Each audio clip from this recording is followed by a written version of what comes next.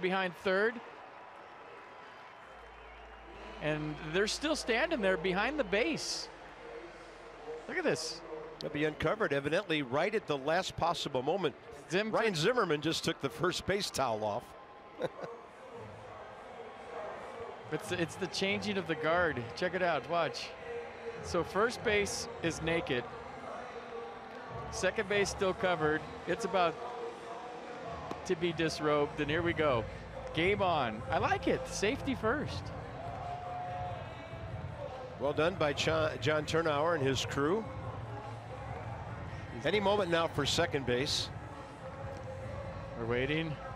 They must be expecting Trey Turner to be there pretty quickly in the bottom of the first. This is great. I love it. So well done, guys. Edwin Jackson about to make his 8th start of the year against the Marlins lineup. That's the same as last night. D. Gordon likes Nationals Park, over 300 here. For him, almost any ballpark is a triples park if he shoots the gap. Giancarlo behind him, 17 home runs in August, 1 short of the major league record. 4 for 9 career, by the way, with no homers against Edwin. Christian Yelich went deep last night, his 16th. So here's Jackson, 1-7 career against Miami. Got a tough luck loss last start on the 23rd at Houston. Gave up just a couple of runs on 6 hits against the best offense in the American League. Struck out to 1 walk, 3 through 95 pitches. So fastball, slider, cutter, curveball change. Edwin has been money for the Nats since they picked him up. Actually started last year with Miami, made 8 relief appearances. Just about 11 innings before they let him go. So here's the defense behind Edwin tonight. Lynn Diaza, Defoe the outfield. Turner Rendon left side. Murphy Zimmerman right side. Matt Wieters behind the plate. Get this, I've just been told they're going to change bases every half inning if it's raining tonight. Cool. So dry bases all around. Maybe, I guess, the new Bryce Harper rule, if you will. I like it. Safety first.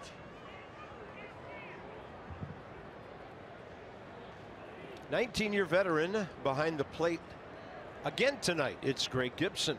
Sam Holbrook is the crew chief. He's over at first. DJ Rayburn, Jim Wolf. Here we go. It's going to be 7:31 for first pitch. And Edwin misses low and away to D. Gordon. There's one stubborn shower that's kind of backing up from Chevy Chase, and once that moves through, we should be fine. It's always interesting how heavier the rain looks on camera than it does to the naked eye. There's a fastball to the outside edge. 1-1. D. Gordon last night, his 9th bunt hit of the year to start the game, went 2 for 5, but he struck out 3 times. 0 for 2 career against Edwin Jackson. Wilmer Defoe really shallow and right, and the ball's going to find him. He's going to have to back up a ways to get it.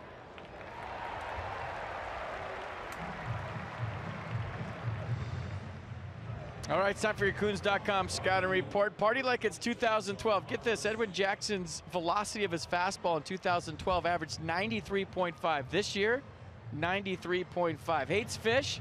He's 1-7 with a 5.87 ERA career against the Marlins, and he's going to turn that around here tonight. Over 2 million vehicles sold and counting.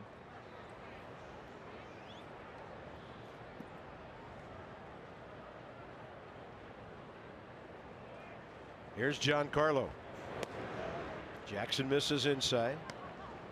So as I mentioned, the matchup here's 4 for 9. 3 RBIs, 3 walks, 2 Ks. These two.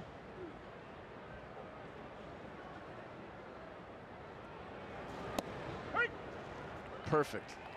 Yeah, nice slight piece, getting just a little wedge of the plate on its way outside. Shift on, the Nats have 3 on the left side.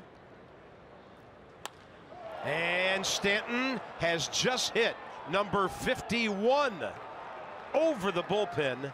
RBI number 109. That ties the major league record for home runs in the month of August. Rudy York, back in August of 1937, hit 18. So the slider before that one was perfect, and I think Edwin tried to throw a better one, and sometimes that's what happens. Stayed right out over the middle, and when you're locked in like Giancarlo is, you don't miss those. So home run number 51, like Bob said, the 18th home run he's hit in the month of August.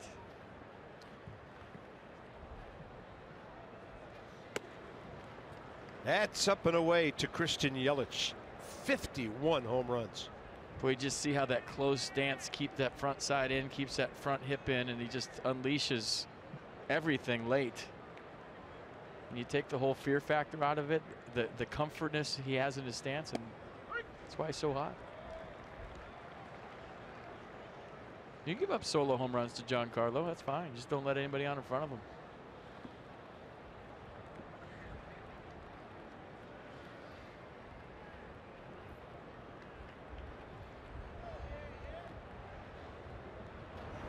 Rudy York hit 35 home runs for the Tigers in 1937. It was his first full season in the major leagues. So more than half of them he hit in 1 month. Yelich 2-1.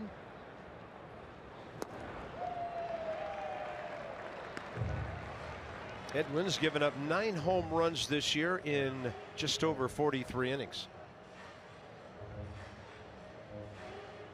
112.9 miles an hour and 440 feet. Wow.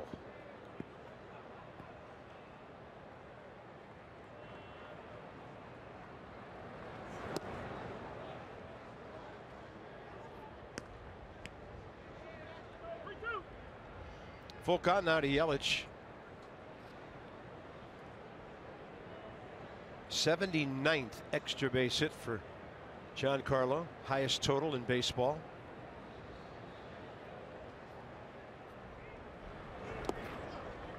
And he goes with the slider on 3-2 and walks Christian Yelich.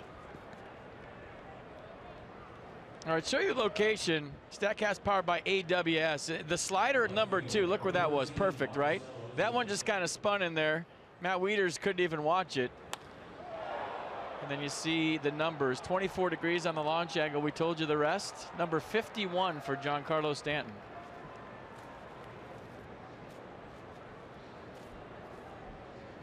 Marlins have hit 164. So here's Marcell Ozuna.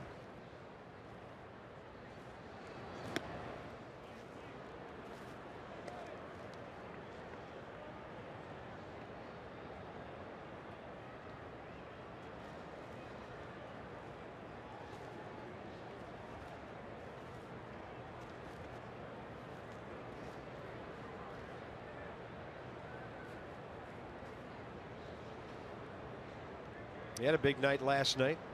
Perfect 3 hits, an RBI, a walk.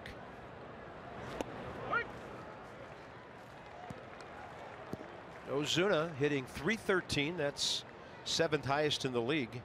He's 4th in homers and in runs batted in. 6th in extra base hits. His next will be number 60.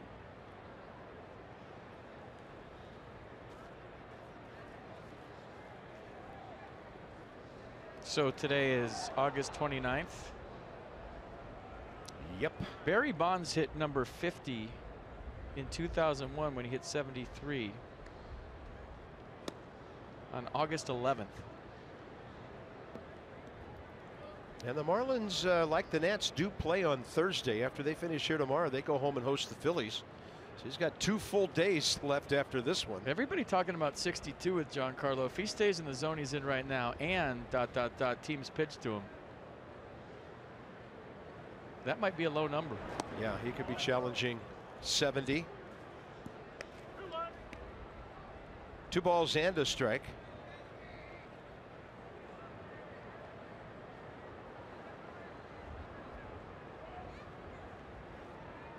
Do you find it weird that he's hit 51 and nobody's walked him? He hasn't had that treatment. Pitching careful to him, Carp, and walking him like we saw with Bonds and McGuire and Sosa, 2 different things. Yeah. And nobody's walked him. Like nobody's going 4 straight. I mean, unless it's late and the game's on the line, but I'm just talking about in general. Does it have anything to do, in your opinion, in where he's hitting in the lineup? Because those guys never hit second. And they've got some good bats behind him, but nothing as devastating as him. I think if you execute, teams are thinking they can pitch to him. And I think we saw that last night with Max. So Edwin's going to walk 2 in a row after the Stanton home run. Bringing in JT Realmuto, who's been the Marlins road warrior this year, 3rd best hitter in the league in enemy ballparks at .328.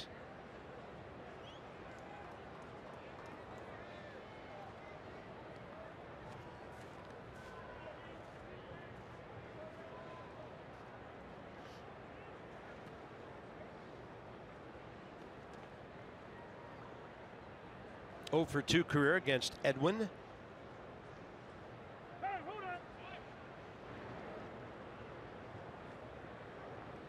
Who would love to get a ball on the ground here. Max Scherzer had one in each of the first 2 innings last night to really get him going on a great pitch count early.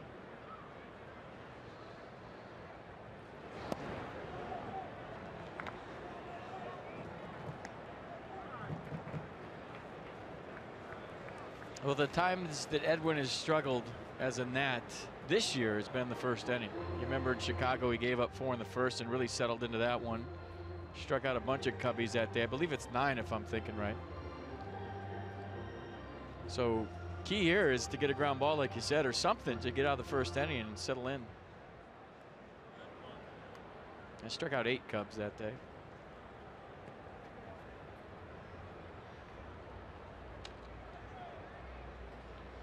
Solid with runners in scoring position.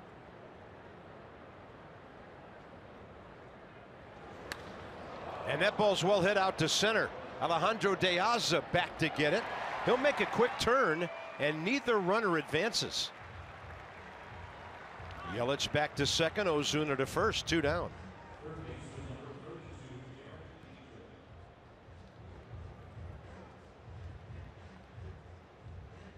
Number 6 man, Derek Dietrich. So including the Stanton homer tonight. 8 starts, 7 first inning runs, all earned allowed. And these 2 will match up for the first time.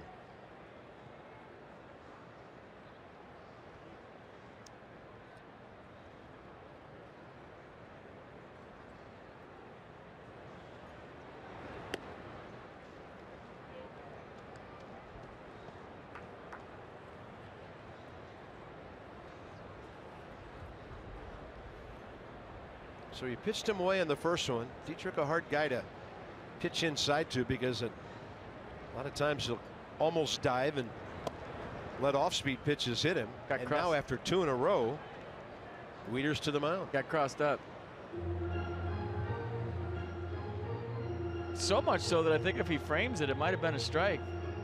But something happened with the signs, and they're discussing. This is pretty close to being a strike, isn't it?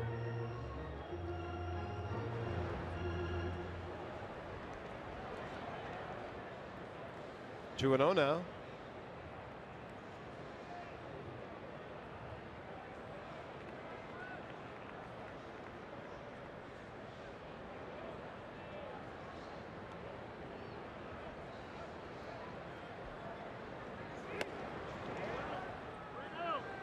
Three balls, no strikes.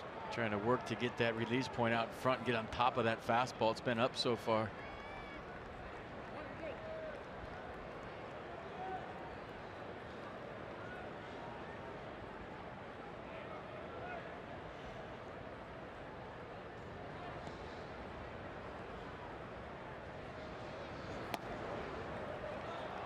Four in a row, and the bases are loaded on 3 walks.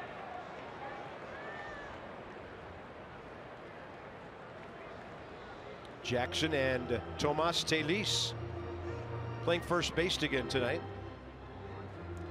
Well, what do you feel comfortable with here? Wind up, stretch. What is Mike Maddox seeing from the dugout? I talked to Edwin after his last start against Houston, and he said, man, I just went right after those guys. I knew they could hit. Felt like I did a good job, and you know, whatever happened with the outcome was out of my control, but he likes facing the best. He told us before that start he was looking forward to it. He came up big time. Justin Bour's been out with a right oblique for a while. He's about to go out on a rehab, by the way, for the Marlins. And Tomas Telis getting some action at first base.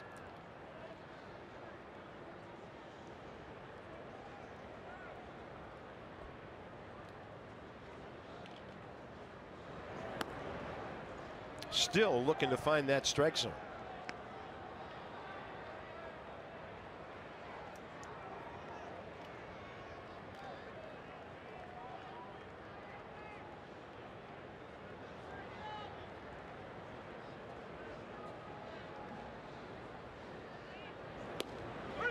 Taking a strike, and it's 1-1. Crowd loves it.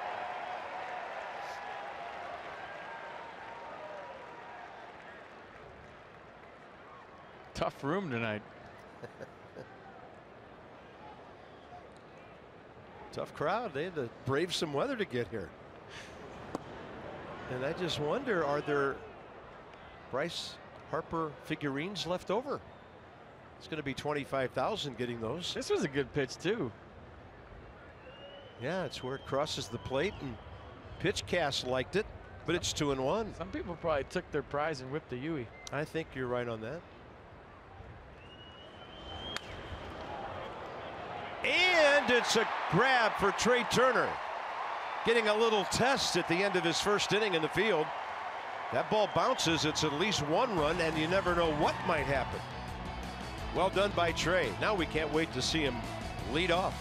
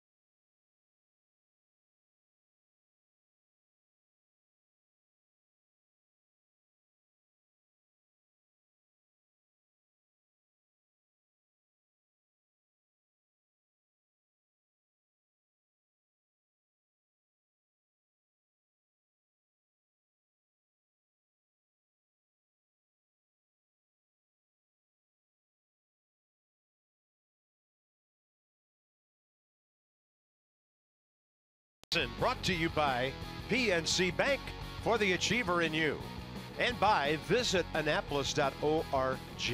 Create your moment at visitannapolis.org. It's the Turner table.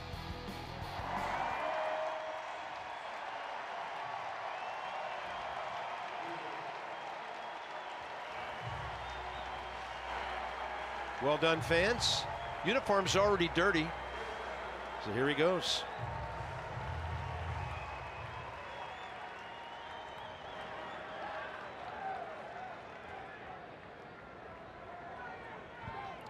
Vance Worley's been great against the Nats this year. Not that good against anybody else.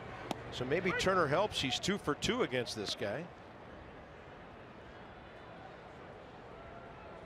Gotta feel good to make that sweet play with the bases loaded before you even hit. Maybe take some of the edge off. He's going to get jammed and pops it up over by the dugout and out of play. You know, bases loaded, you pick up your pitcher, then you lead off the game. There's the arsenal for Vance Worley. Goes that fastball 56% of the time, the cutter 36% of the time. You see the opponent's average 305 against Vance Worley. 0-2. He went. Sam Holbrook punches him out.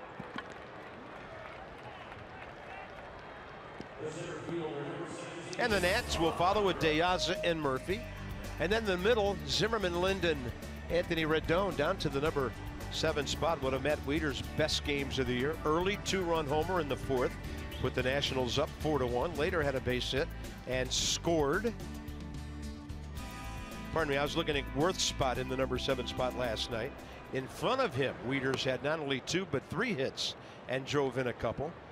So Matt down in that 7 spot tonight. And here's Alejandro De Aza, 3 for 27 as a Nat so far. He's going to fly one down left field way. Ozuna cruising to the track. With all the rain this field got today, footing looks pretty good. Here's your Vance Worley Coons scouting report. Groundhog Day, 23 ground balls, 8 fly ball outs in 2 starts against the Nats. A 60.5% ground ball rate. Remember on August 2nd, he threw 16 ground ball outs against the Nationals and cut it out. Opponents hitting .358 against Vance Worley's cutter this year. So he throws that pitch 36% of the time. Over 2 million vehicles sold and counting. Coons.com scouting report. Daniel Murphy's had good success against him. 12 for 22 coming into that AB. And a fly ball to Yelich in center. So Vance Worley on 6 pitches gets the Nats quickly after striking out Trey Turner.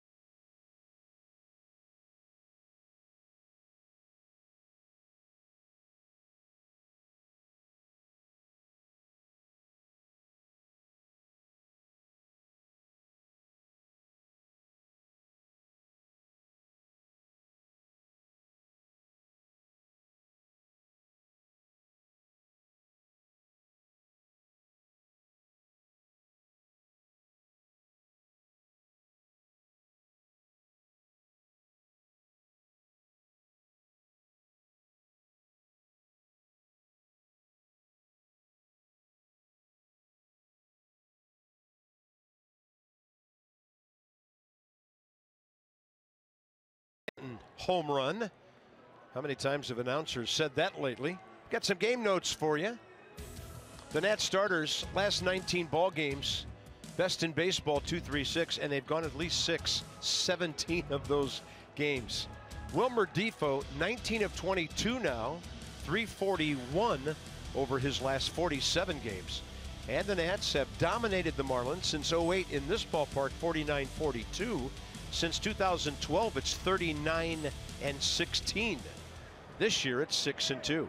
Edwin Jackson did not throw a first pitch strike last inning, and now he gets his first of the night against Miguel Rojas.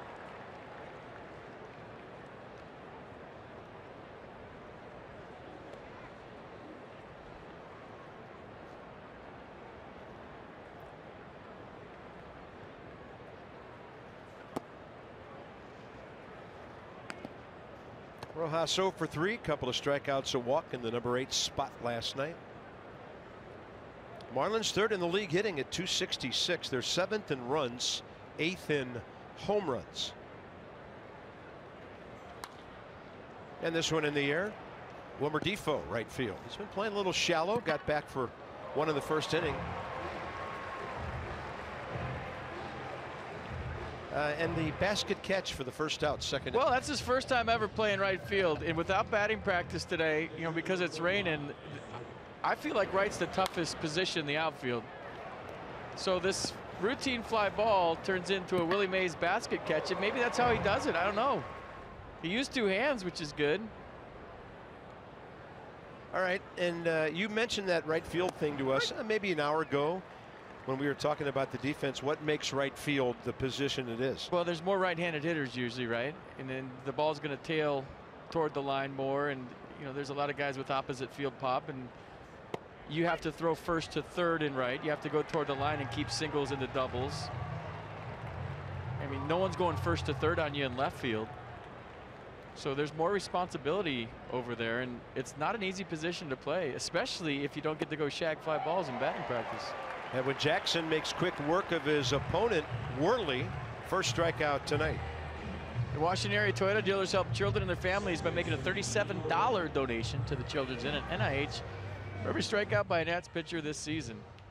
But I think it speaks to how Wilmer played in Trey's absence, that Dusty Baker is trying to find spots for him to keep him in the lineup. He played that well. That bat has been great. First time around the order, the Marlins go 1 for 6 with 3 walks. D. Gordon fly ball to Defoe to start the game.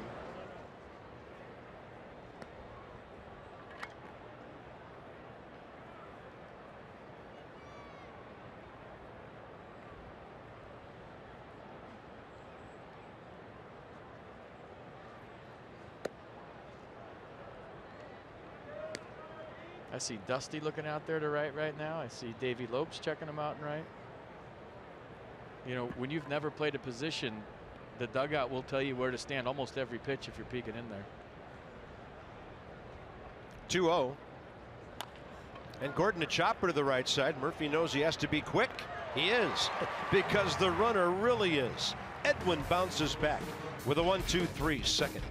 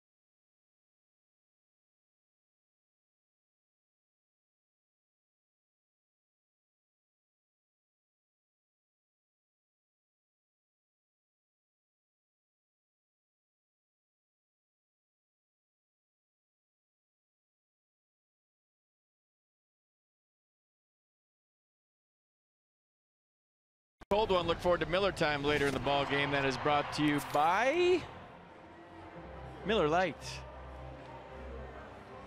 Stanton's homer the difference. Zimmerman, Lind, Rendon coming up. G has some numbers for us. So the most games with 10 runs or more, the Nationals made it to 20 last night when they scored 11 on 13 hits. It had been a while. Nats now have scored 30 runs in their last 4 games after getting just 28 in a 9-game span, but rescued by pitching and defense. So those 3 ballparks behind the Nats are all hitters' yards. Those are good lineups too, don't get me wrong. The Astros, the Rockies, the Indians. But those ballparks are more conducive to scoring 10 runs than Nats Park. They are.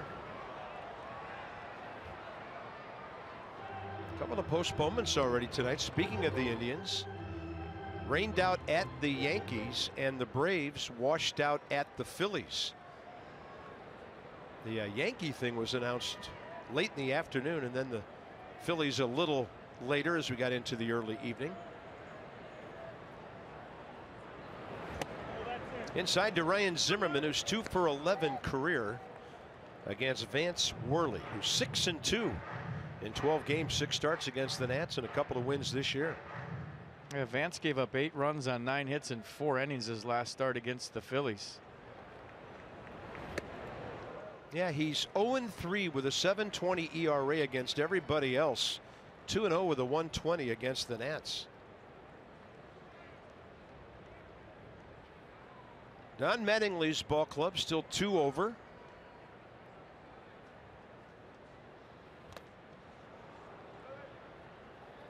He's got to bring back the stash. I'm sorry. Got to bring back the Donnie baseball stash that he used to sport with the Yankees. You know, they could have the mustaches. They couldn't have beards. George Steinbrenner's policy back in the day. So he had a fat, beefy stash that he needs to grow back. They're 4.5 back in the wild card race. Ryan Zimmerman's going to take a leadoff walk in the second, and the Nats have their first base runner. Tomorrow, seniors can stroll the bases after the Nats play the Marlins 4:05 first pitch. If you're 60 and over and admit it, you can enjoy discounted tickets, a concession credit, and the chance to stroll after the game. For info and tickets, nationals.com/special ticket. I think I saw partly sunny, 80 forecast for tomorrow.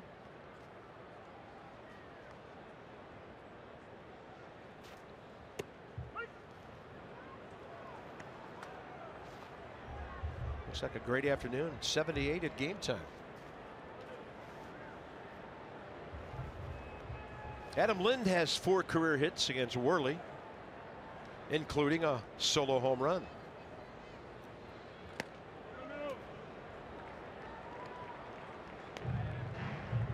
It's a good take. He's zoning him up, saw it up out of his hand, and realized it was too far out to drive the other way. You know, a guy like Vance Worley lives on keeping the ball down, living on the corners, and the Nats looking for something elevated from him tonight. Lynn hits it hard. D. Gordon. And that's a good play to get it over to Rojas, making the rest of the 4-6-3 pretty simple. Hard hit ball again by Adam Lind. More numbers from Jeep.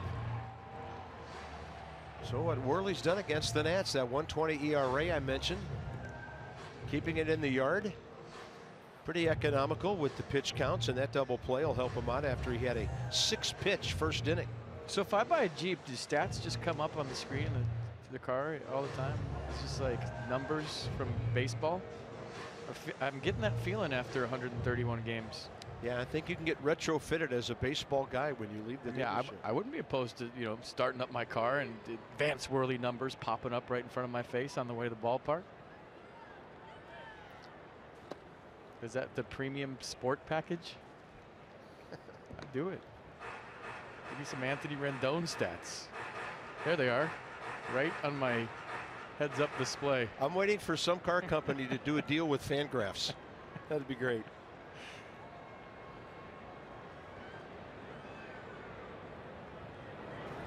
Hello. 2-0 to Anthony Rendon. Looking for his first career hit against Vance Worley. 3 strikeouts, 0 for 7.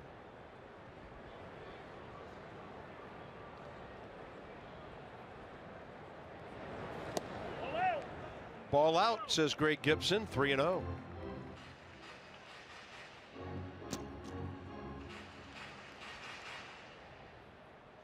There's Matt Wieters.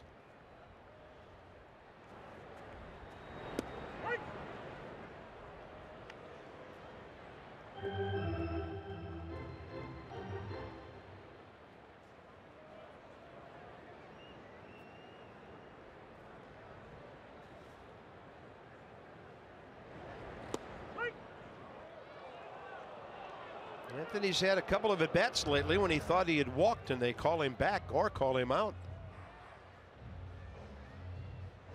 Mercedes-Benz on the pitch track like that. Pitch cast, pardon me. Keeping everything down. Slider away here. That is ball 4. He hesitated a moment, took a couple of steps, paused, and the second walk of the inning. Anthony Rendon, 71 walks, 72 strikeouts.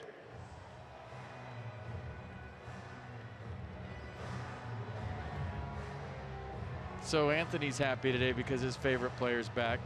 Trey's happy because he gets to play with his favorite player again, who's on first. It's all getting back to normal. And Adam Lynn's in the outfield with his favorite guy, Wilmer Defoe, who he has a chance to crash into, even though Wilmer's in right and Adam's in left. Well, Wilmer does call everybody off fly balls. That's what I mean. He loves to catch everything. I got this one, Adam. What are you doing over here? Matt Wieters.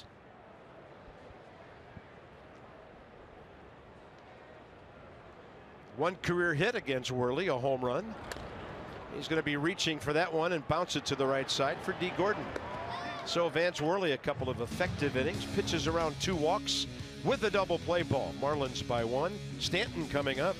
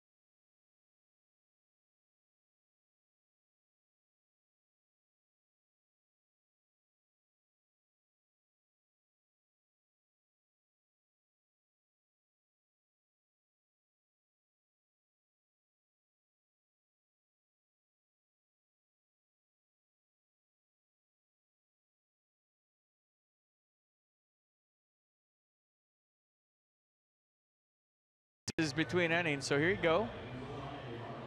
Put a freshie in there, nice and dry, a little more sticky. And the reason why they're doing that, and I think all Nats fans know, remember August 12th? Little rain delay. Major League Baseball started the game around 10-something, and then it was drizzling when it started, and that's what Bryce did on the wet bag. We've all seen that enough, but I like the fact that, you know, dry bases, toweling them off. You can see the drizzle right there with Dusty with 2 hands on his hat. We were all thinking the worst right there, and we were hoping Bryce comes back sometime soon. So 17 days ago, Stanton, Yelich, Ozuna, 2-3-4 for the Marlins, top of the 3rd. Edwin Jackson with a good heater to the outer half.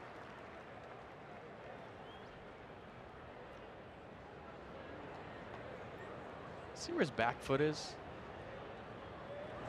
I think that's where he's really standing in the box. At least that's what Frank Menachino, the assistant hitting coach, was telling me yesterday.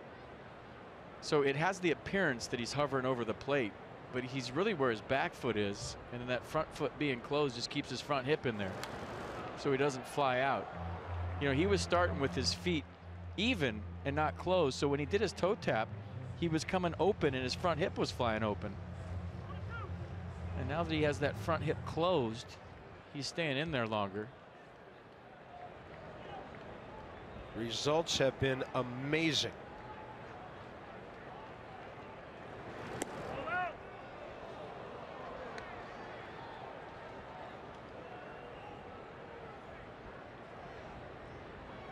Giancarlo's also in the top 10 in total hits in the National League. So this hip right here, that part's staying in longer. And when he was even and his feet were even, that was what was flying out. Swing and a miss. That was a late swing, so you assume late break on a really good slider. Number 2 on the K chart for Jackson tonight. Well, that's what he wanted to do on the home run. You know, execute that slider that when it's right has more drop in it than side-to-side action, and that one went straight down. Stanton even nodded his head after he struck out, like, nice pitch, dude.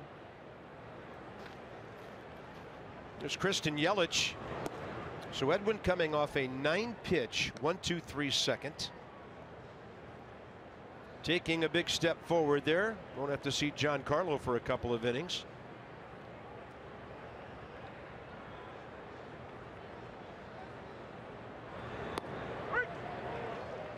That's the curve. High 90s, or pardon me, 70s at 79 for the strike. 1-1.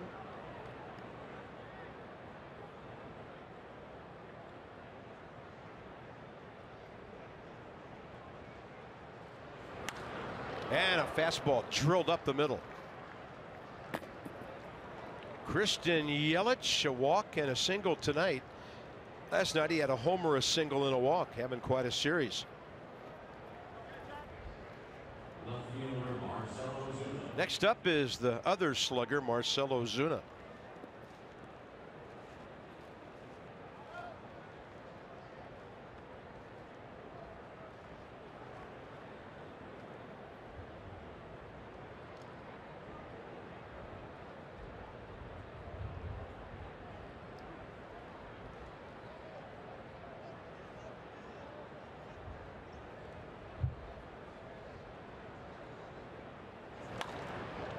And this one high in the air to right.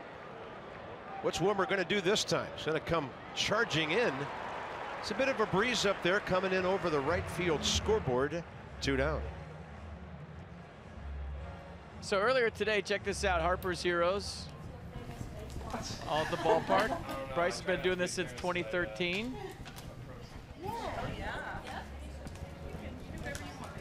It's a program for kids battling blood cancer, and even though he's hurt and on the disabled list, he's still making people's day, and I think that's pretty cool.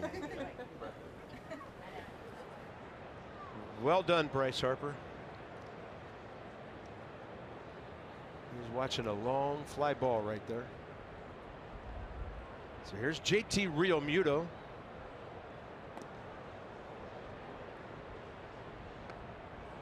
You know, Harper's Heroes last couple of years has been very helpful to the local Leukemia Lymphoma Society. Ministering to kids, raising money. A lot of things our ball players do behind the scenes they don't often get credit for, and Bryce is right at the head of that line. He's a Pied Piper. Did you watch the Little League World Series? Kid after kid after kid. Favorite player, Bryce Harper. Well, he is the big kid. He is.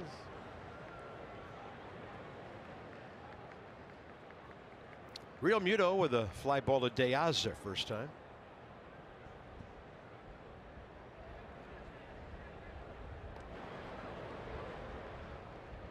Kristen Yelich 12 for 14 stealing.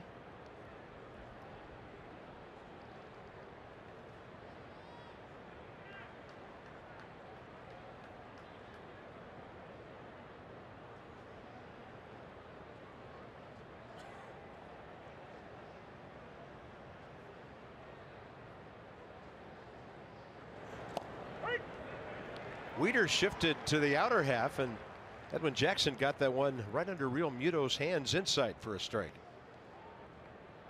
That looks like the new glove Matt Wieters has got. So he broke that picker in. Stuck it in the microwave.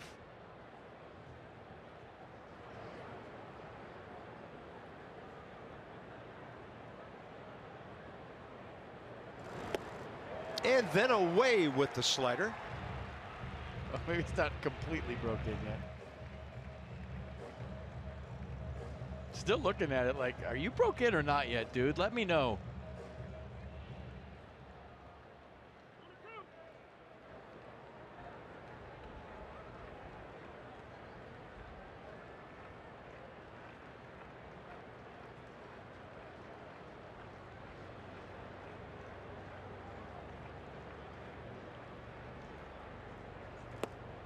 Over but low, and the count's even 2-2. Tonight's Edwin's 283rd career start. 97 career victories.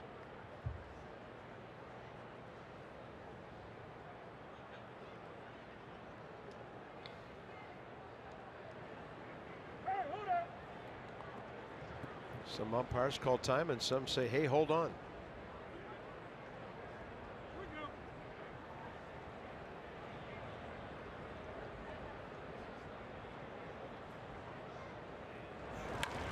Hard hit to short. Trey Turner smoothly over to Murphy. So he's had a couple of touches. Wilmer Difo usually at short, right field tonight. And here he comes. Dusty's finding a way to keep that bat in the lineup. He sits safely in 19 of his last 22 games, hitting .341 as he gets close to his last 50.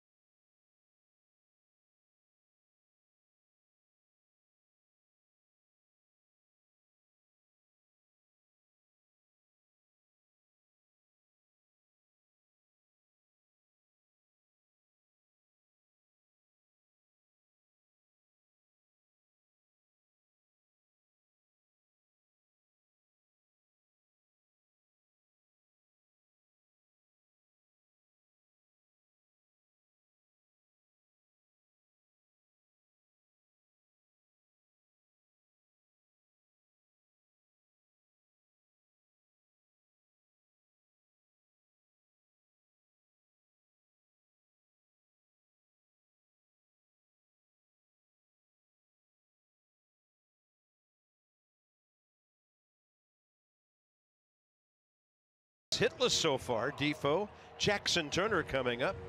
You can check out everything around baseball, MLB.com at bat. Your #1 mobile app. Stay connected. You can customize it.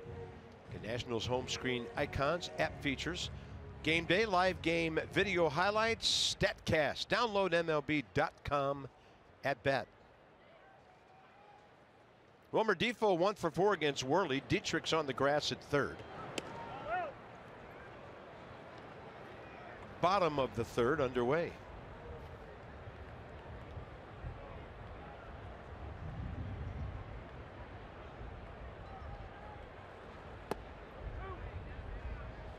Wouldn't take a whole lot of contact to slap one right by Derek Dietrich.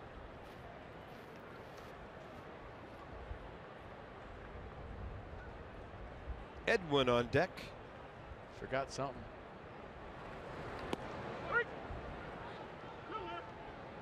Oh, he's going bunting bats or swinging bats? A lot of times you go with the bat with the pine tar on it to swing, and the one with less pine tar on it to bunt. Why? Well, your hands stick to the one with pine tar on it. So you got a bat with littler or less pine tar and one with more. In case you're wondering. We were. Well done.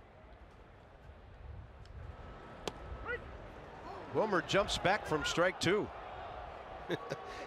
And he can't believe it. Nissan will check it. Inside? Wilmer thought so. Yeah. Nissan can't believe it. They just lost their mind. Yep.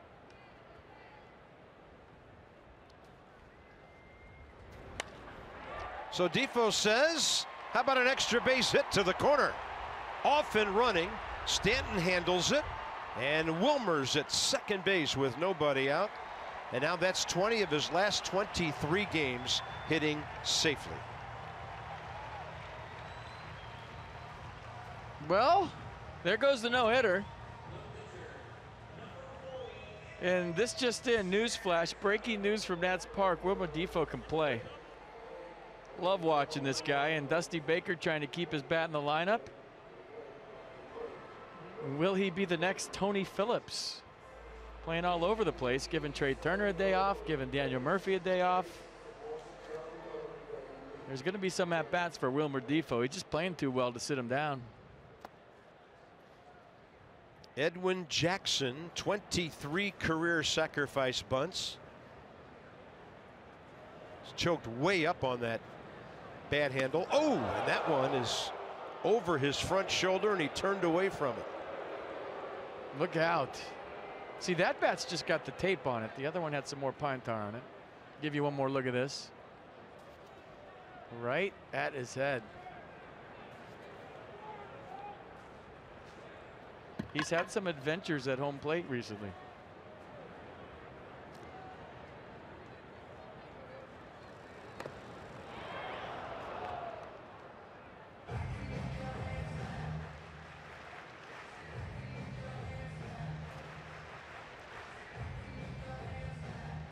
So you remember game 1 of the doubleheader? Couple outs, bottom of the 9th, down by 1. Edwin pinch running at first base. He was thinking, I'm going first to third. Watch right here.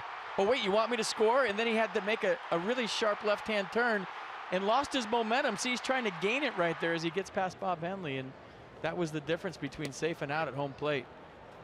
Talked to him the other day. Said, hey, I was just thinking first to third. Then all of a sudden I saw Bob Henley waving his arm, and I had to correct, hang a left. I didn't have the angle toward home, and then I lost my momentum.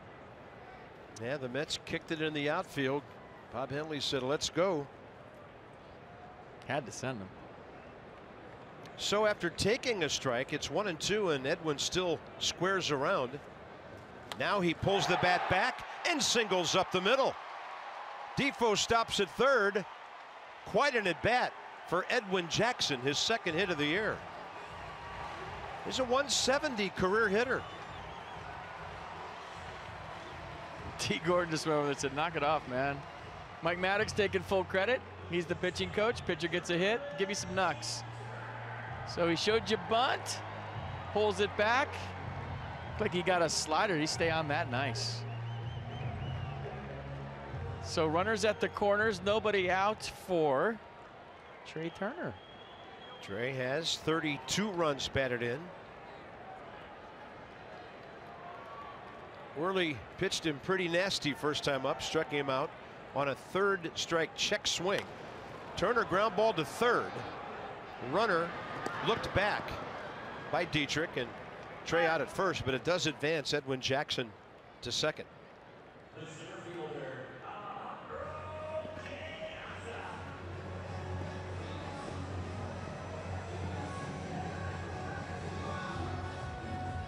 Alejandro De Aza, fly ball to left field first time. Nats would take that here to tie it.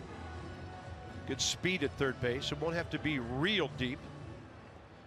Marcell Ozuna does have 7 assists in left field.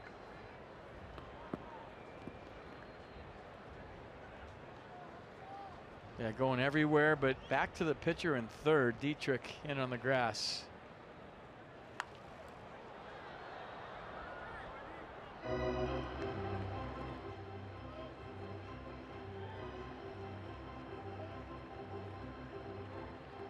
De Aza 5 RBIs since coming to the Nats on just 3 hits.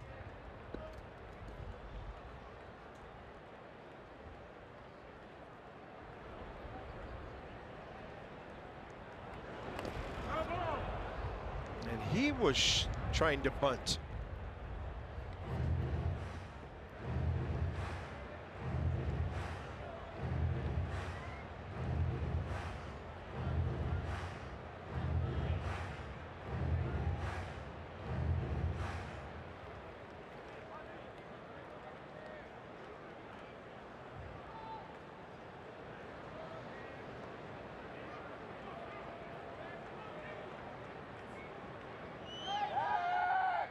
Everybody hollering back, and safe is the call from DJ Rayburn. DJ Rayburn had the crow hop to call him out, all set up. Did you see that? Yeah. He kind of hopped in there like he was going to bang him at second. Watch this. Watch the umpire.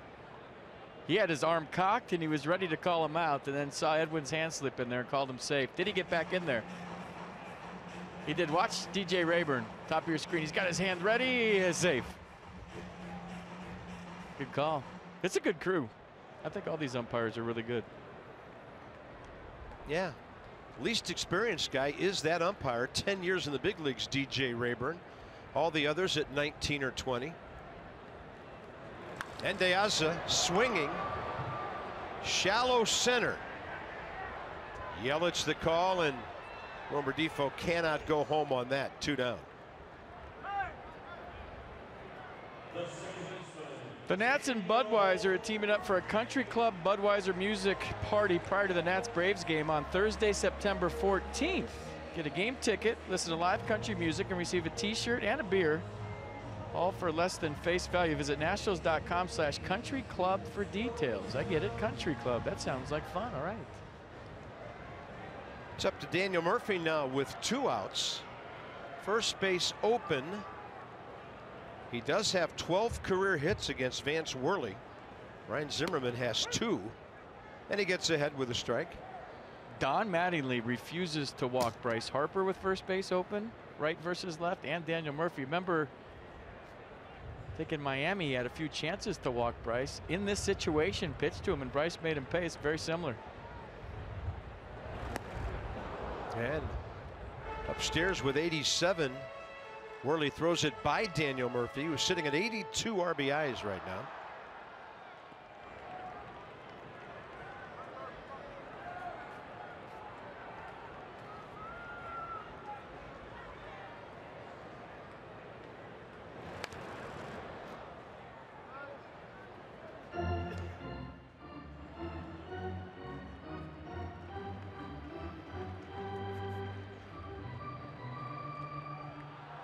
Murphy, runners in scoring position, best in Major League Baseball at 410. It might have been Murph too.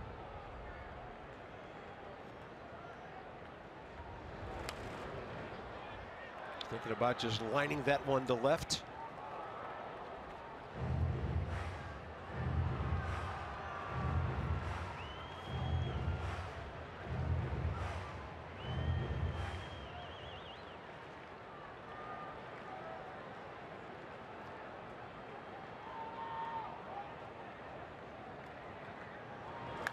Murphy up the middle, hits the mound and gets through.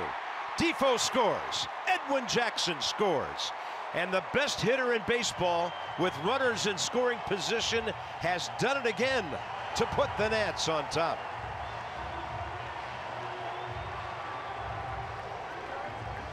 I mean, you got 299, 29, and 87 on deck in the form of Ryan Zimmerman. So it's not like, you know, it's a gimme, but a lot of managers that we've seen play the percentages right on right with the bases loaded. And Daniel Murphy ain't walking. We know that. He's a good strike hitter and he's a good near strike hitter, and he'll expand his zones in that situation to do just what he just did. That ball was up, it was in. He pulled his hands inside, he fought it back up the middle, and he made Don Mattingly and the Marlins pay with 2 outs and first base open. So that RISP number updated. By the way, the Marlins just appealed that Edwin Jackson missed third.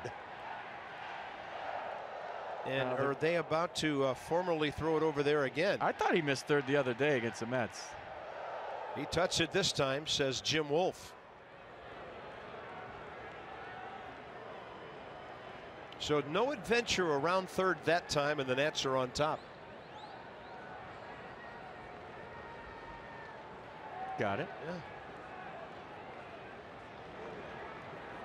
Ryan Zimmerman walked first time.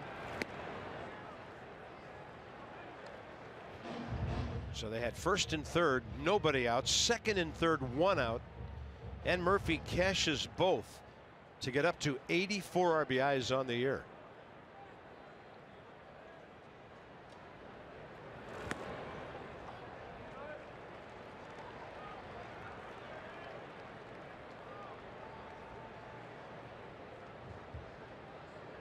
I mean, there's a fine line to your approach with runners in scoring position. You don't want to be overly aggressive and chase pitchers' pitches, but Daniel Murphy's so good at hitting pitches that a lot of guys can't hit.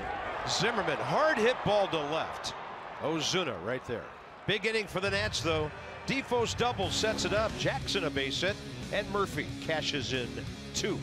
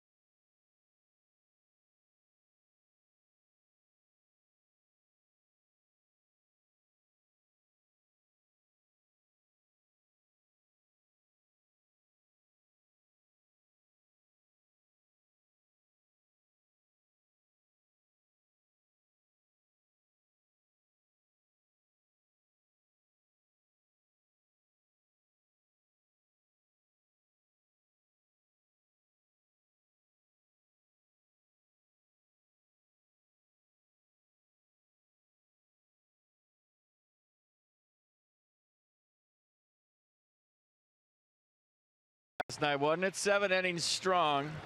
10 strikeouts for the 63rd time in his career, 10 or more. And he went toe-to-toe with Giancarlo. At a 5-4-3 double play, struck him out a couple of times, and maybe the most important, his 13th win of the year. And is, in my mind, the front runner for back-to-back Cy Youngs. And folks, if you win 3 of those things, guess what? Cooperstown coming. So a rocket arm performance by Max last night, and Quicken Loans brings us another one. Gio along with him. So Max last 10 unbeaten, great ERA, opponent's average. Gio last 6 winning all but 1. Got a no decision in the other. Amazing ERA, and the league hitting under 180 against him. What a duo. Derek Dietrich, top of the 4th. So Edwin Jackson totally involved in this one with a base hit, a run scored, and he got his pitch count to 50 after 3 innings after that 27 pitch first inning with 3 walks. Dietrich one of those.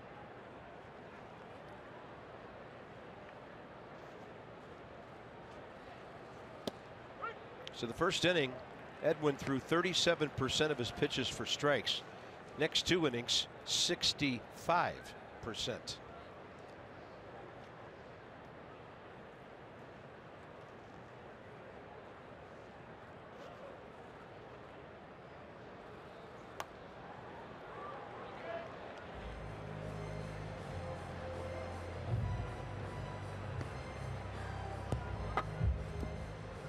Even Christian Yelich had a quote in the paper today saying, "I'd love to watch Max Scherzer compete."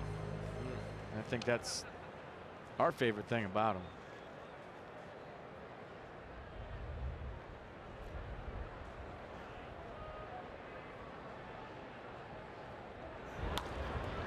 This one will send Murphy in.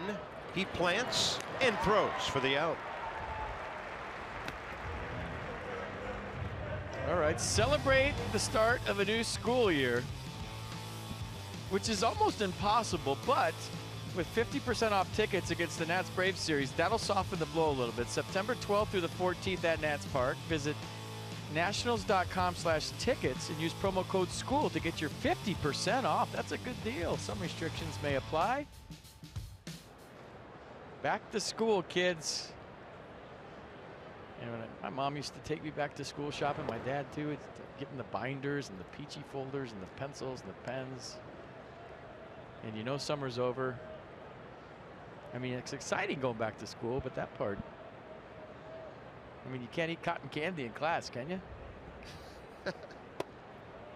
2-0 could lead to a sticky situation. Flat bill gamers. Yep. Yep, spitting their seeds just like Murph. I want to be Daniel Murphy.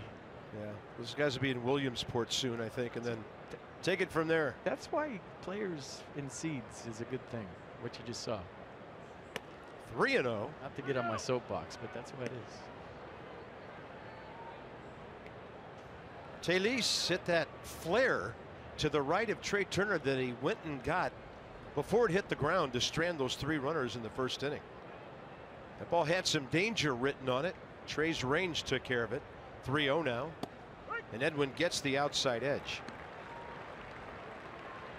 You know, when I was a kid growing up, Carp, I chewed tobacco because big leaguers chewed tobacco, and I'd love to see kids spitting seeds in the stands because that's what big leaguers are doing. That's good stuff.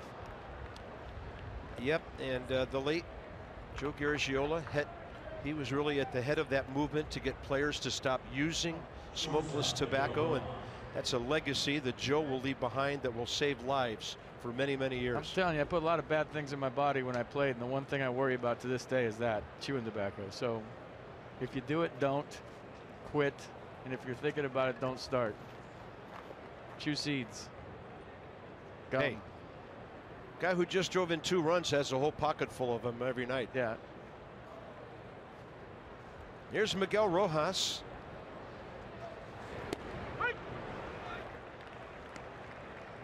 Maybe our first, but not our last public service announcement of the season. I'm serious. It's good. No, it's serious stuff. Wish I'd have never started. Worst thing ever. The one tooth I have left feels great, though.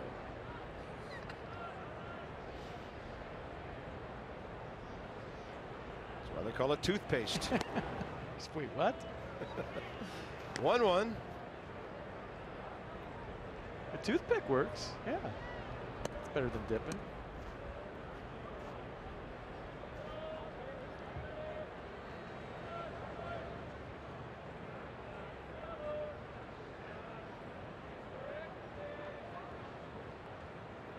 Nats would love a ground ball here with the pitcher on deck.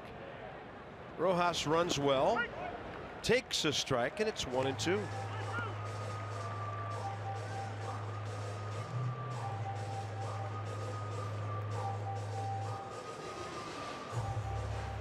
Cass says the count should be a little different.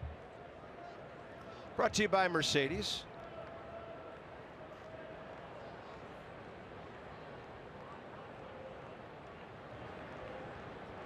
Wieters moves to his right. And Edwin Jackson gave it to him right there. Foul ball right between Ryan Zimmerman and Perry Hill, Marlins first base coach.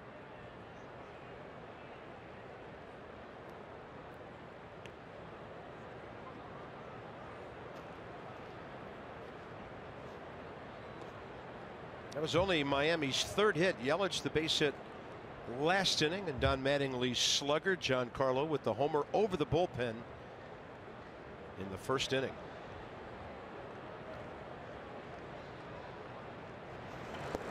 Swing and a miss. The heater downstairs. Rojas couldn't get to it. Edwin with his third K of the night. Well, he got through the rough waters of the first, right? He was up with the fastball, and it just seems like he gets his rhythm, maybe even gets loose a little bit. And since he's been a Nat second time around, gets on top of the ball and he's down the zone. That had great sink to it. Nice catch by Matt Wieters for strike 3.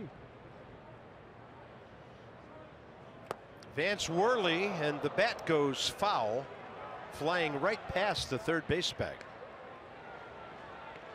You're losing it. I thought you were going to say whirly bird right there. I mean, it was right there for you. He threw the bat. It was flying around. And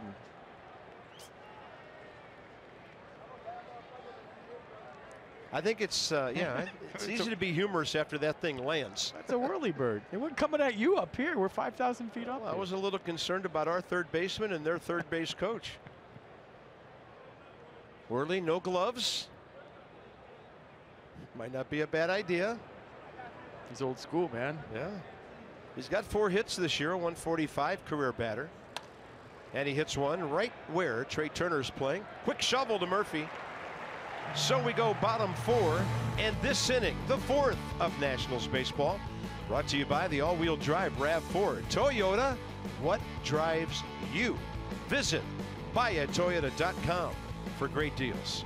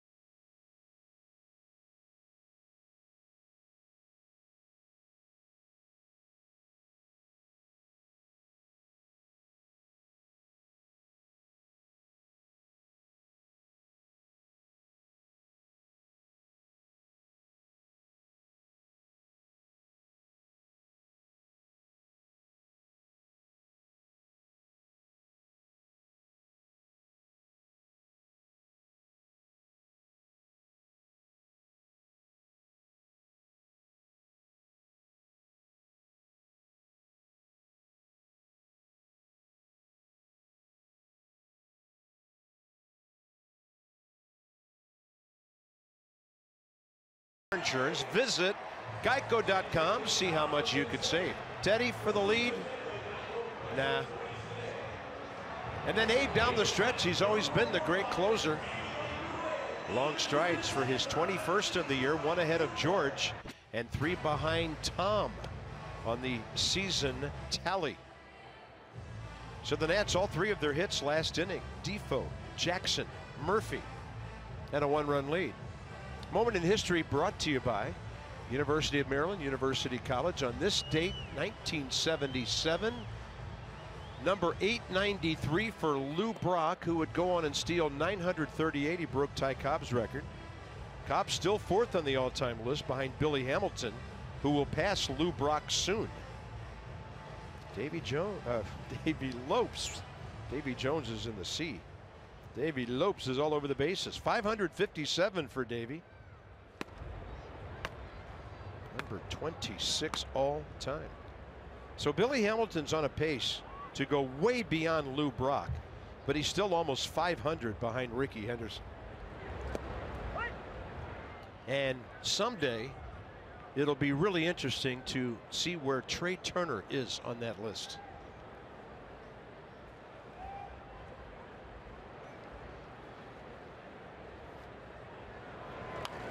I mean, he missed all the time he missed, and he's 11 stolen bases behind D. Gordon. 3rd in the National League. Yeah, Gordon trails Hamilton by 8. Billy has 54.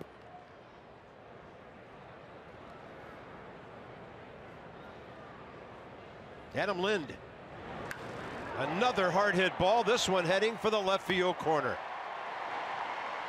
He hit it sharply last time when he pulled it, hit into a 4.63, and the Nats 4 hits tonight and 2 for extra bases. You just don't see lefties get on top of high pitches like Adam Lind does. Watch him get on top of this. I mean, this ball's up, and he just rolls his wrist, hits the top half, and drives it on a line into the left field corner for a leadoff double. But you think about the potential bench guys for the Nats right now. The guy on second, I mean, when everybody's healthy, and Wilmer Defoe, Howie Kendrick, I mean, these guys have been spectacular and would be starters on about 90% of the teams in the big leagues. Right, you are. Yeah, he can hit, flat out hit. The guy in second can flat out hit. Wilmer can do everything. Adam Lind is now hitting over 290 as a starter. Don't forget about Brian Goodwin, too. Lind starting his 50th game of the year tonight. Rendon a big rip. He walked his first time.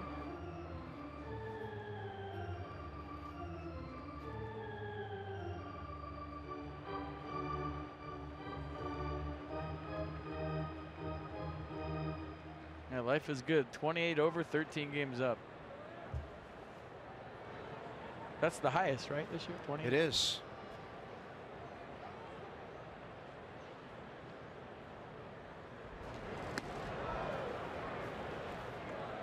And the best news about the injury list, it's getting smaller.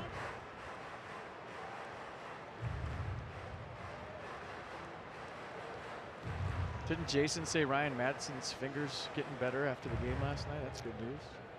Yeah, Dusty said maybe Milwaukee for Madsen this weekend. How about that? And then when Bryce gets back in this lineup, wow. The Nats have never peaked at the right time. They've been playing well going into the playoffs. They've been on cruise control going into the playoffs. I don't know that they've ever been white hot and everybody clicking at the same time going into the playoffs. Kind of hard when you have the days off, but I don't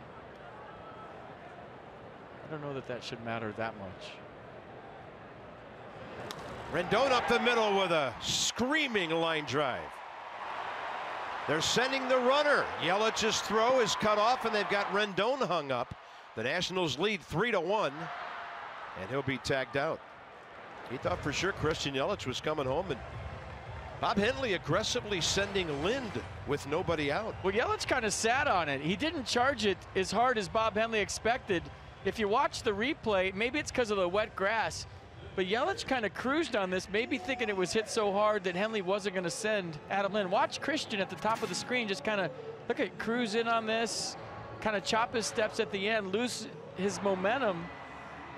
And Lind was going to score easily, so that was a good job by Talise cutting this ball off, and Rendon went on purpose so that he would cut it off and make it 3-1. Nice swing, nice send by Bob Henley. Nice read of the outfielder by the Nats third base coach. 8-3-6 on the out, and Anthony Rendon has his 82nd run batted in. So 1 out for Matt Wieters.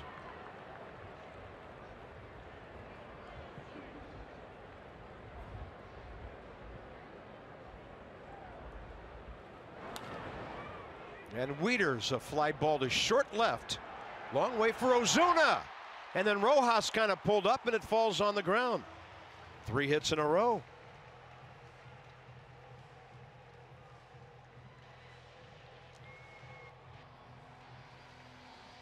Matt Wieters will take it. He's thinking, darn it, shucks, rats. Yes. Base hit. So Bob Henley at third has a sneaky wave, and I've talked to him about it. Watch this wave right here. Just a little left hand, and maybe the outfielder doesn't see it. More importantly, maybe the third baseman doesn't see it to yell 4-4-4 or home, home, home.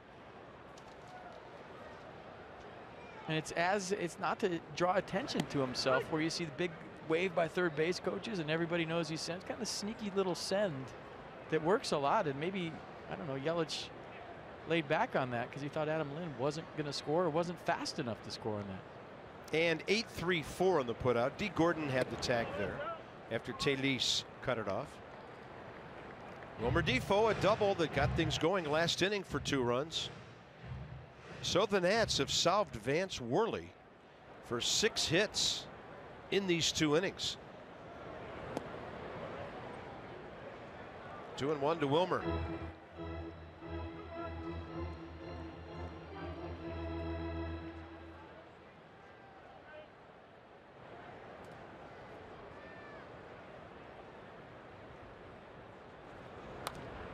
And he got jammed by that one. Talise, and then the throw. And that's a 3-6 tag at the end of the double play. Nats done in the 4th inning, but the offense rolling now, 3-1.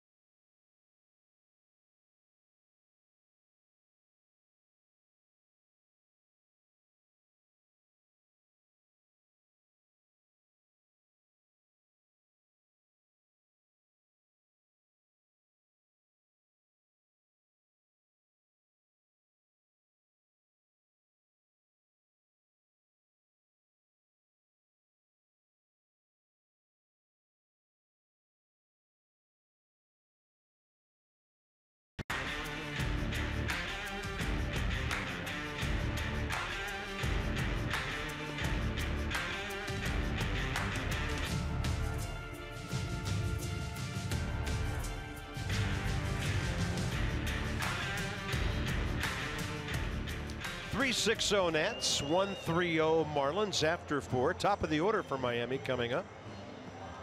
Nats Road Ahead, driven by your local Chevy dealers, ChevyFirst.com. Steven Strasburg, lefty Adam Conley tomorrow, 4 o'clock.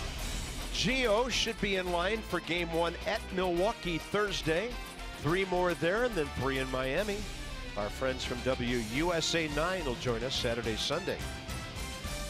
Brewers right now battling the Cardinals in a short 2-game series and trailing 3-0 third inning. They are 2.5 back of the Cubs, 2.5 ahead of St. Louis, and Milwaukee is 3 out in the wild card race. D. Gordon, a fly ball to right, and a slow grounder to second on which Murphy had to charge and throw him out back in the second.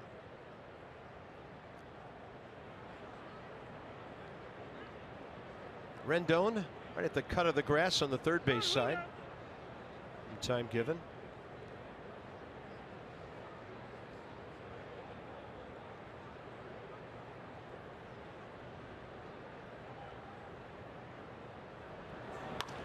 Up the middle, and Edwin couldn't pick it. D. Gordon, 3rd hit of the series. Leadoff man aboard, and here comes Giancarlo. Inside the numbers, presented by Jeep. So yeah, a lot of heat thanks to Giancarlo. 384 this month, 18 homers, tying a big league record, including his tonight. 36 RBIs. Look at the slugging percentage. 990. Does he play basketball too? He has the leading slugging percentage for the whole season. It's gone up a couple of clicks from the 666 with which he started the night. Bryce Harper 3rd at 614 still. Ryan Zimmerman, Marcell Ozuna in the top 10 in that department that we don't talk about a whole lot.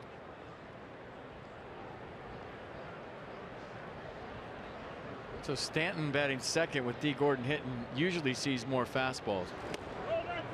Why? Because D. Gordon has 46 stolen bases, and pitchers and maybe even more importantly catchers like to give themselves a chance to throw somebody out. So hitting second has worked nice for Don Mattingly. I'm always interested whether he's going to try to steal or not. Opening up an open bag, and there he goes, and Wieters can't handle it. So D. Gordon flies into second with his 47th steal, and it goes to 2-0 on Giancarlo Stanton.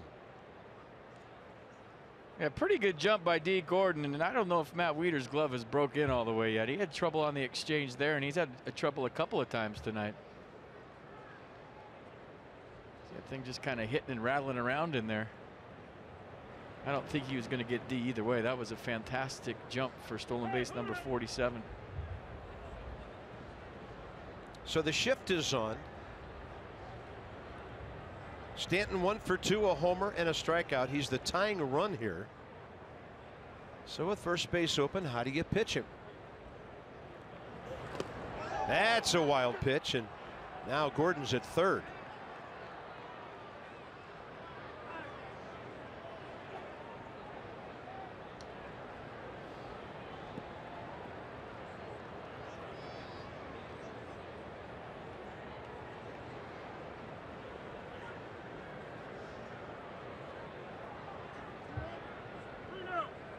Slider, short hopped. Stanton directing traffic, and now this is a definite green light situation. And do you pitch to him right here? You throw him a fastball, or you throw a 3-0 slider? Option B sounds good. He threw him a fastball. That's high in the air, deep left center, and it's going to stay in the yard on a cool night. I guess 3-2 is better than 3-1. And Edwin Jackson does get the out. D. Gordon scores. And Giancarlo now 110 RBIs. I think just a little off the end, but anytime this guy hits one that high, you're wondering. Yeah, just missed the sweet spot. It was supposed to be a 3-0 fastball away. It got a lot of plate, stayed in the yard.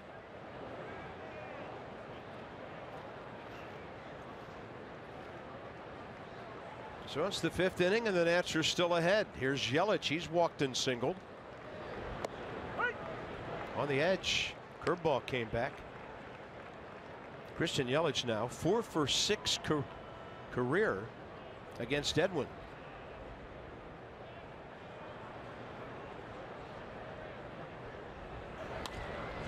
And this one to left. Adam Lind, 2 down.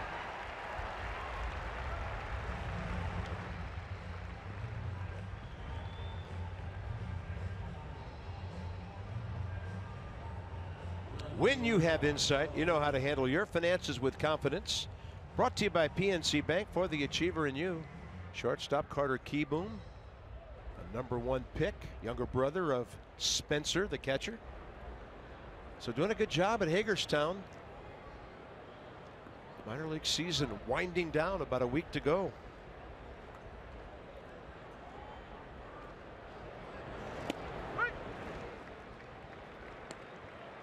Marcell Ozuna has walked and hit a fly ball to right.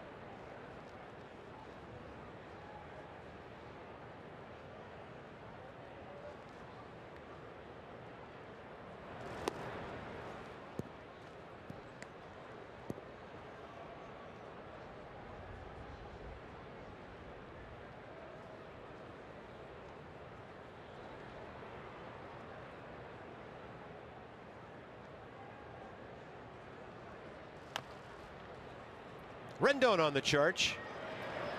Ozuna carried his bat halfway down the line. Zimmerman stretching. D. Gordon manufactures a run. Now it's 3-2.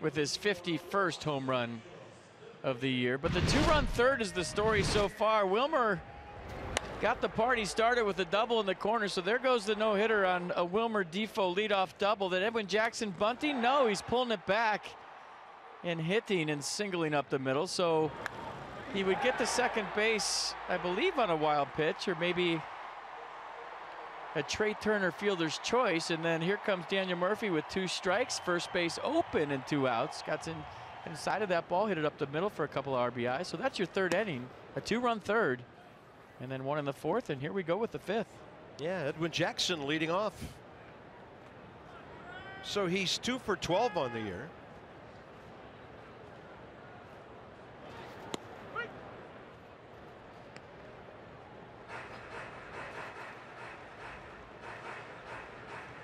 Trey saw 1 pitch last time after striking out on 3 to start his night.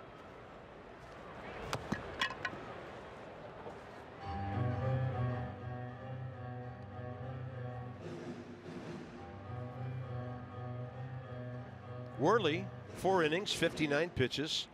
Pretty good ratio, 38 strikes. But the Nats hit him hard in the last 2 innings. He strikes out Edwin Jackson, his 2nd K of the night. So this is back on June 29th.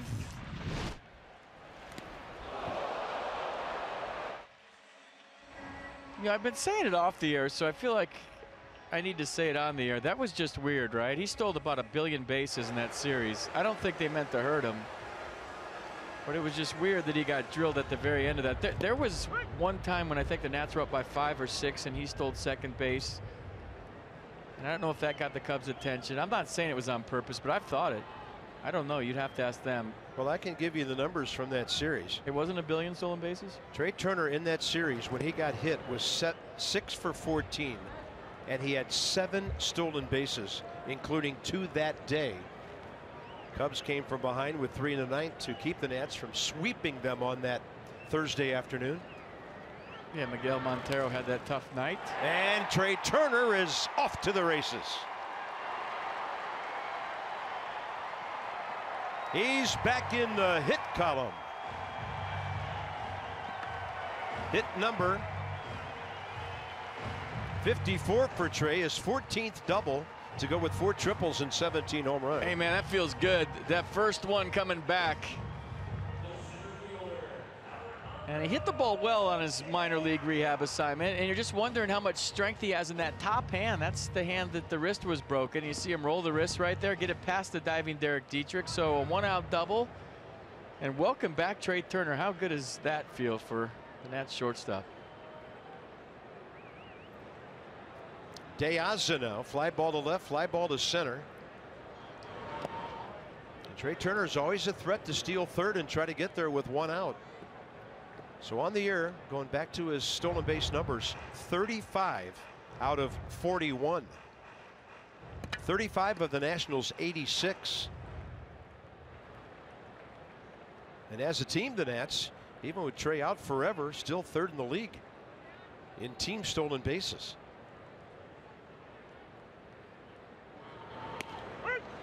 High strike. You know, and there's no way of knowing what happened with that hit by pitch. I'm just saying, as a former player, it looked fishy. That's all.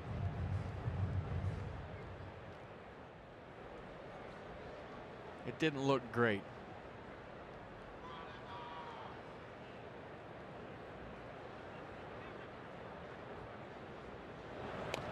De Aza. Is it a hit? And an error. And Turner will score. De Aza to second, and the Nats get a run back. They lead 4-2.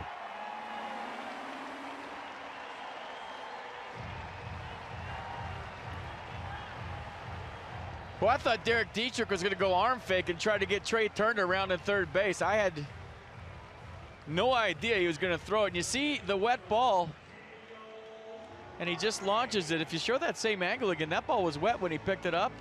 Not a good decision. I thought he was going arm fake and was going to dive back to try to get Trea Turner around in third. He threw it. Nats will take the run. Watch the ball. Got a little shine on it, doesn't it? Yeah, absolutely. Throws a nasty sinker to first, so runner on second now. Daniel Murphy just walked. Sorry we missed it. Show you the replay if you want. So a base hit for De Aza, E5. Murphy's been walked, and it's still just 1 out for Ryan Zimmerman. No RBI, of course, because of the error.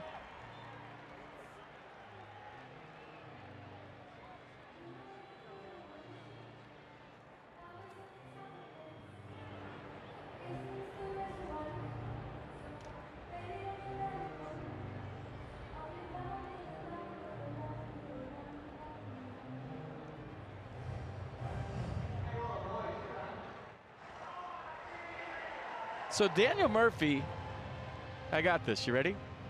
Just went over to Diaz at second and said, when the Marlins do a pickoff at second, the catcher drops his glove. So heads up for the catcher dropping his glove. That'll let you know they're going to pick off behind you. He did it with his hand. I read his lips. So a lot of times what a pitcher does, he'll look at the middle infielder, he'll look back at the catcher, and when the catcher drops his glove, the middle infielder breaks, the pitcher spins and throws back to second. So Daniel Murphy just told the new guy on second base that's how the Marlins do it. Heads up for the pickoff. 2 on, 1 out, a run home.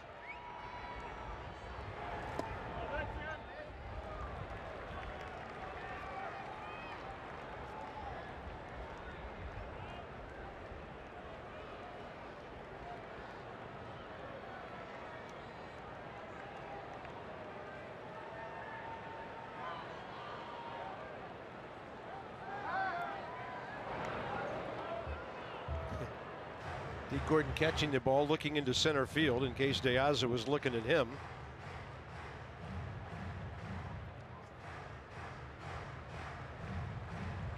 I think he subtly dropped his glove right there.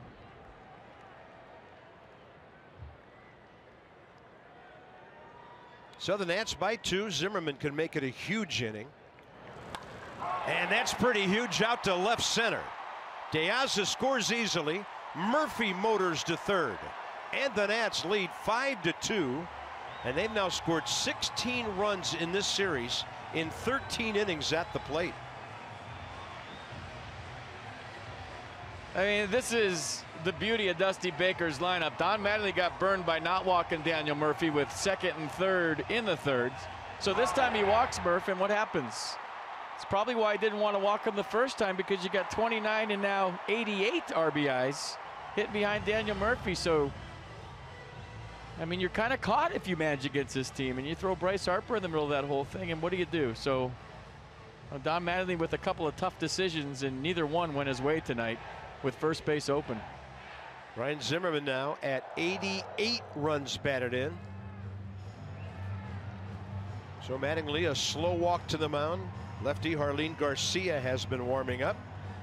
Ball handed over, and Vance Worley, who had beaten the Nats twice tonight, is done after 4 1/3. Choose a winning team for your vehicle. Jiffy Lube for value and convenience. JiffyLubeDC.com.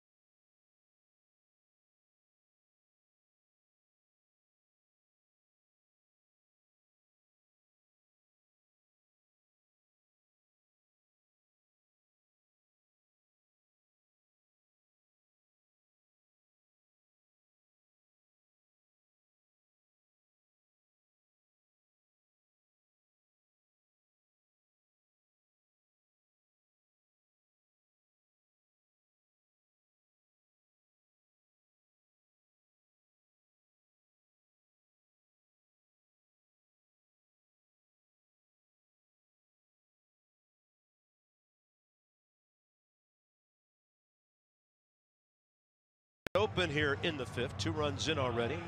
2 more on base. Adam Lind will have a lefty-lefty matchup here in a second against 24-year-old Jarlin Garcia.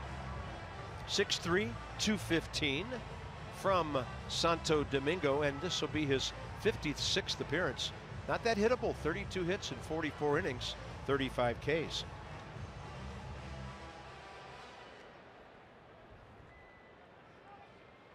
Yeah, fastball 94, slider 85, changeup 87, 3 pitches. Fastball 50% of the time. Murphy at third. Zimmerman on the heels of an RBI at first. Adam Lind did go. He's 2 for 3 with an RBI against the Marlins lefty.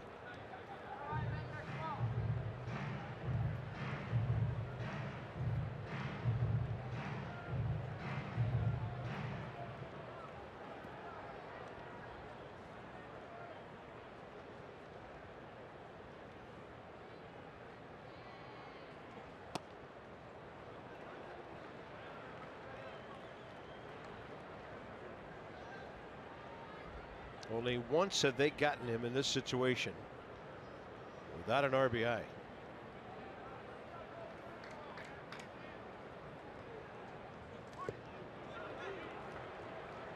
Good take, just missed low. Pretty good block by JT Realmuto. Spike slider at 87, ward off the chest to keep Daniel Murphy at third.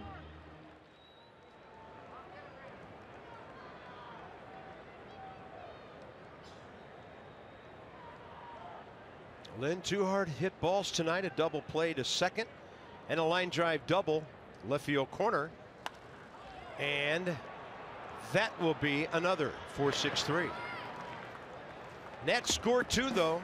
Big hit by Ryan Zimmerman. It's 5-2 Nationals.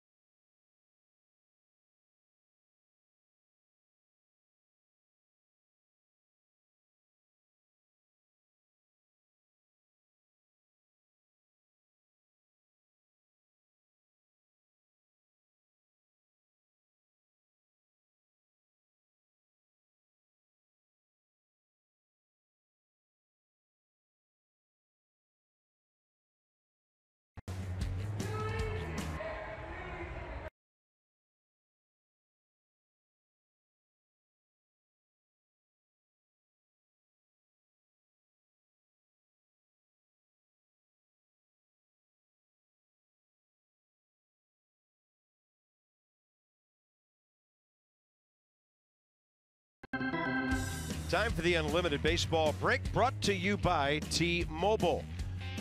Whit Merrifield hit a homer in the 3rd inning at Kansas City tonight. Their shutout innings streak is over at 45. Adam Jones, he's now the first O ever, 7 straight seasons, hitting 25 or more. And Aaron Judge keeps on whiffing since the home run derby, most in the major leagues, 65 since the All-Star break. Pretty impressive. Don't just sleep on 7 straight years with 25 taters or more. That's a wow. That is a big time wow. Aaron Judge, by the way, 174 strikeouts on the year, 3 more than Chris Davis.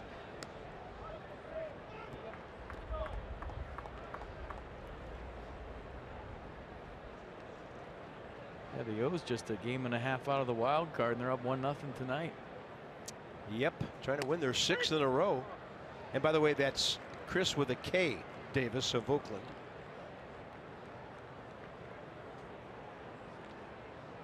Edwin Jackson for his 6th inning.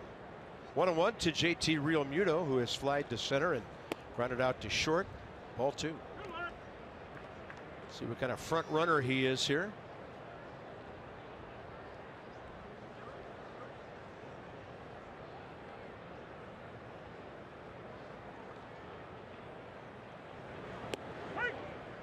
Right in there, 2-2. Nissan on the pitch cast.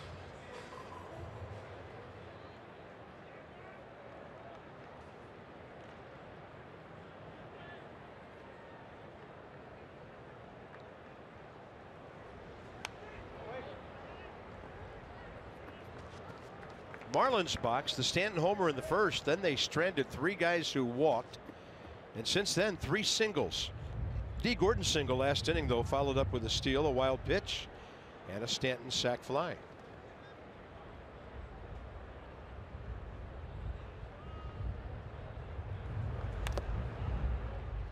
So, you know, the hard part about the wild card is, you know, it's not like you're just trying to catch one team in front of you like a divisional race. You know, the Marlins have to jump Milwaukee, Colorado, and Arizona. They're 4.5 back. But guess what? They play Milwaukee still, they play Arizona still, and they play Colorado still.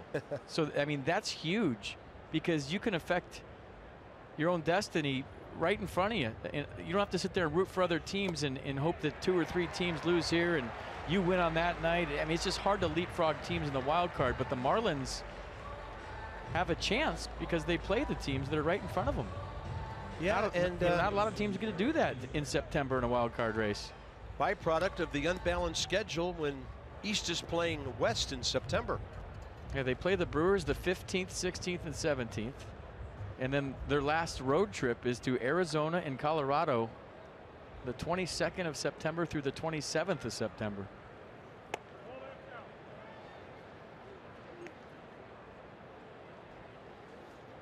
Edwin Jackson just rung up his 4th strikeout of the night. Derek Dietrich, a walk and a ground ball.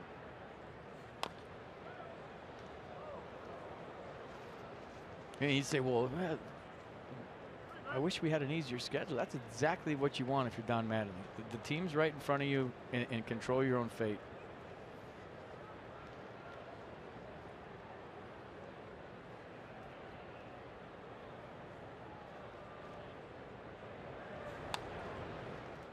Well, they look up at the scoreboard right now and see Milwaukee getting beaten 7-1 at home now.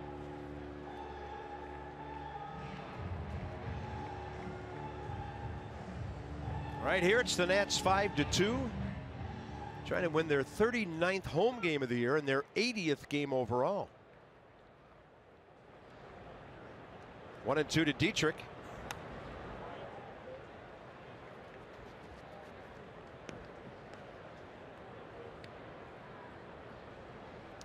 Brian Ellington.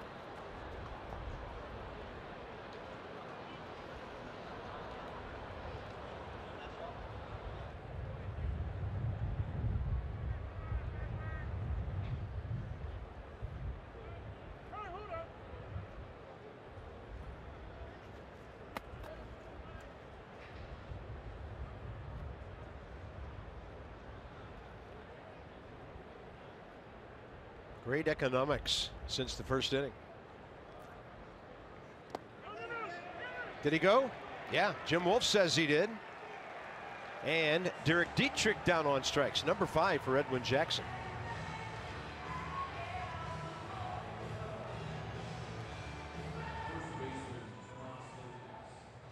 Well, the slider straight down. Did Dietrich go? Edwin now on the verge of going at least 6 for the 6th time in his 8 starts. It would get him 4 in a row if he gets it.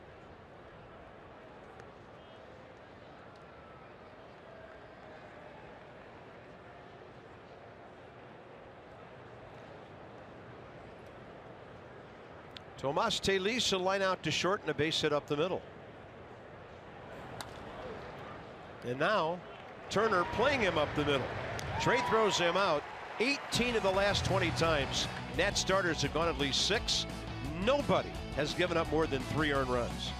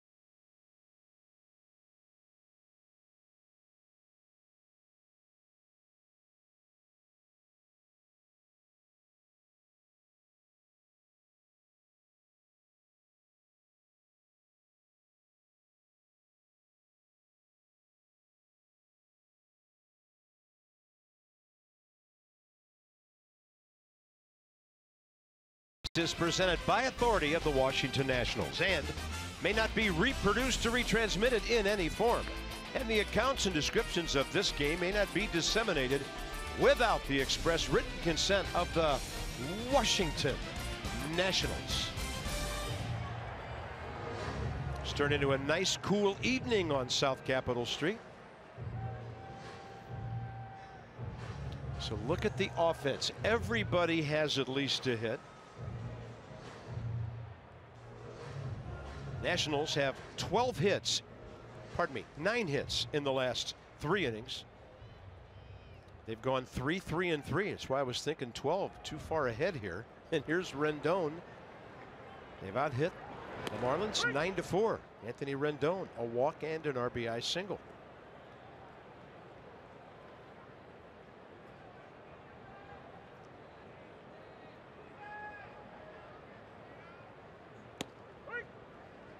Oh, 2.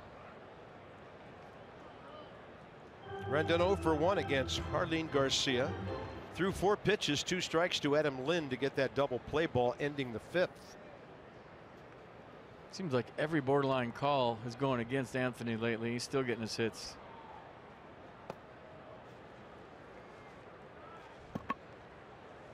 Sometimes as a hitter you go through those spells where, you know, every pitch that's on the corner is a strike, and a lot of times you go through spells where that's a ball and you're ahead in the count.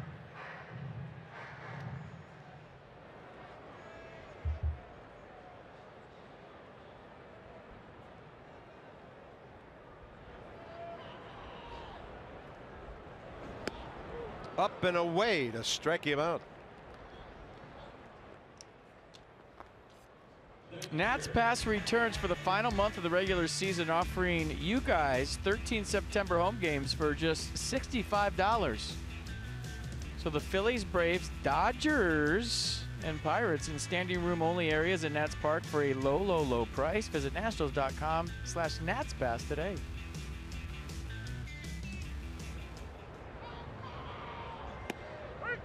Matt Wieters, another base hit tonight. Had 3 last night, couple of RBIs, so having a really good series. 4 for 6.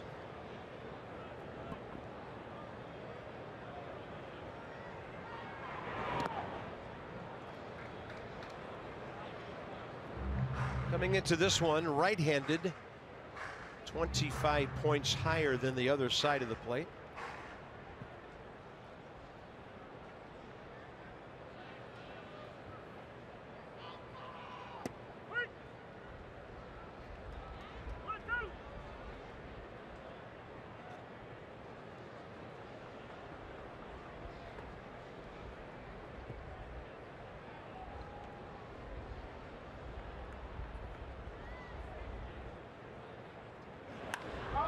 And that had a loud sound to it.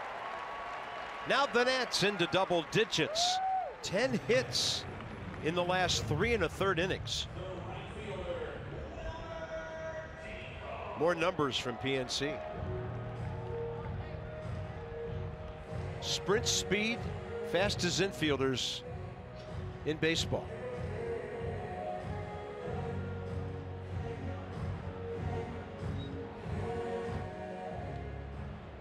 So the Merrifield kid hit one out of the ballpark for the Royals tonight. Wilmer has doubled. D. Gordon has a base hit, a steal, and a run scored. So 3 of the top 6 guys in the yard tonight. And of course Trey a double, and he has now scored a run. Wilmer's right-handed numbers are out of sight. 386. He's 22 for 57. And this one high in the air, short right field. D. Gordon approaching the line. Ends up sitting. 2 down. Spinning. Nice play. Ball's coming back. He's yelling at Giancarlo like, where were you on that one, dude? Let's go.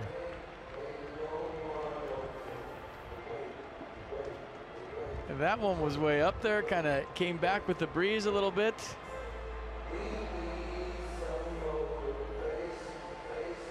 That was seat per second, not feet. There's Edwin.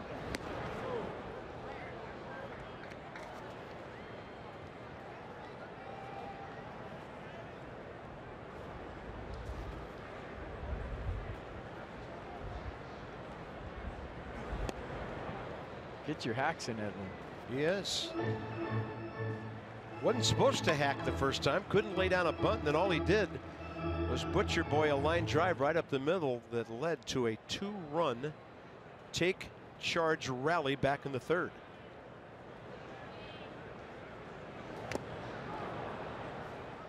So that's it for the 6th inning. Nats have stranded 5, but they have scored 5 times.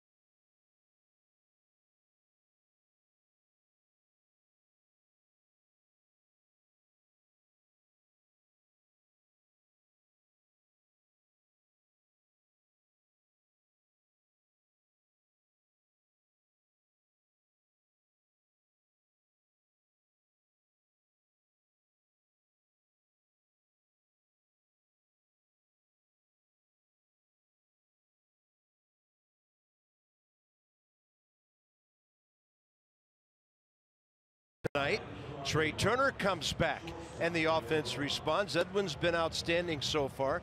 So the gang's getting all together, though Trey and Jason haven't played together. Maybe tomorrow they will. Well, it's just good to see everybody back. Trey Turner checking in with a double. That's good to see. He's made some nice plays at shortstop. But one of the developing stories, if not already developed, is Edwin Jackson and what he's meant to this ball club. 92 pitches. We told you if he gets through the first inning, he's going to settle in. He's got a good rhythm going.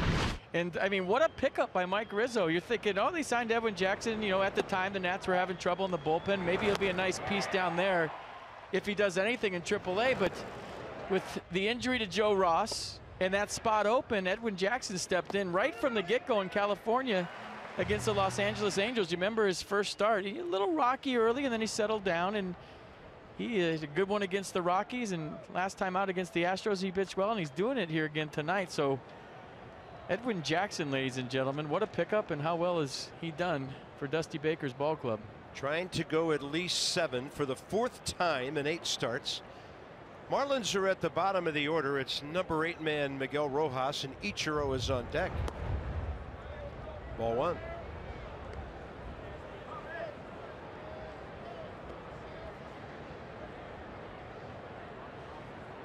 There he is, he of 3,068 big league hits. 1-0, and that's hit hard. Now the Marlins have a chance to put a couple on with one of the best hitters ever coming up. Rojas, first base hit of the night.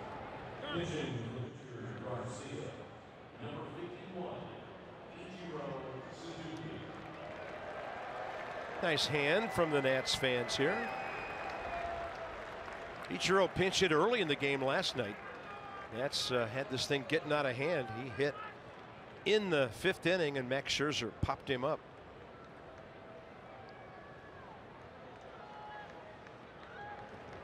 Mainly a pinch hitter these days, spot starter here and there.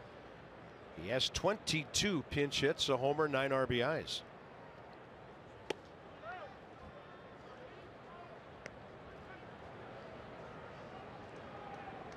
Ahead of Adrian Beltre, who made it to 3,000 a couple of weeks ago. Albert Pujols on the way.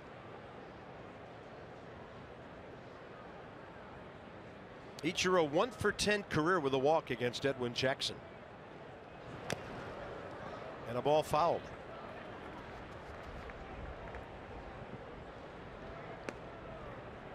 He might be the last guy left that I played against. Not that that means anything. It just went through my head that I'm really old. 17th season. Amazing. I mean, that's just in the big leagues here. Yeah. How many play in Japan? He played 9 years with the Orioles club over there. 353 career. So, I mean, put the numbers together. It's crazy. Adding up to 4,346 hits. Edwin gets a call. 1-2. Mercedes-Benz on the pitch cast. 26 years.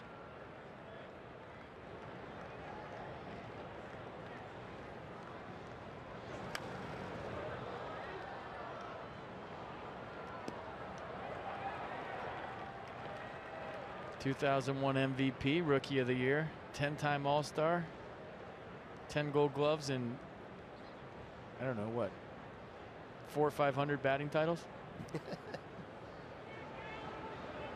He won 7 batting titles in Japan and a couple over here. And there were a couple of years when he hit around 350 or so and didn't win.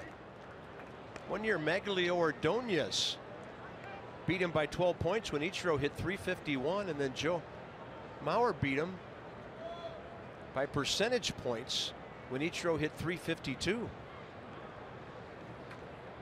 There are 262 hits in 2004.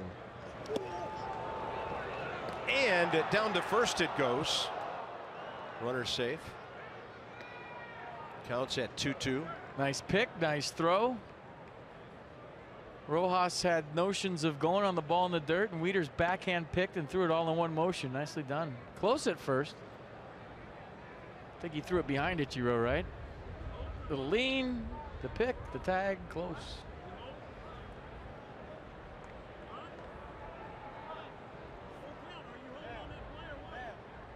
Nice job of getting back by Rojas. He wasn't expecting all that. That was nice. All right, 3-2. Question about the count from the third base dugout. It's 3-2 with nobody out. Stanton's 2 hitters away. This is big right here because D. Gordon's next, and then the big fella. And it's the 7th inning when a lot of things seem to change in big league ball games.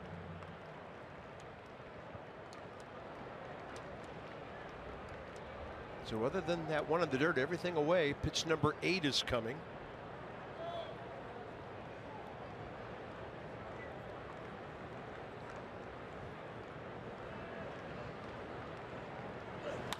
And Ichiro has a hit up the middle. Matt Albers has been throwing. Top of the order, D. Gordon. Everybody in town knows who's on deck in a 3-run game. Yeah, Dusty got a good 6 out of Edwin. He's trying to get a good 7 out of him, and right now a couple of base hits, runners on first and second. Matt Albers looks like he's hot down there, so we'll see how long he goes with Jackson here. So Ichiro already had set a new club record for pinch hits with 21, 23 now, 2 more than Ross Glode back in 2009. And so the Marlins have 2 on, nobody out.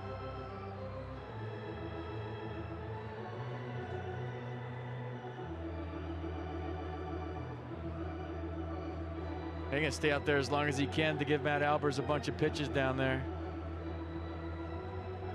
You figure Albers for Stanton 100%. And no way D. Gordon's bunting right here with Stanton on deck. That would give, well, we'll see. See how this whole thing plays out first.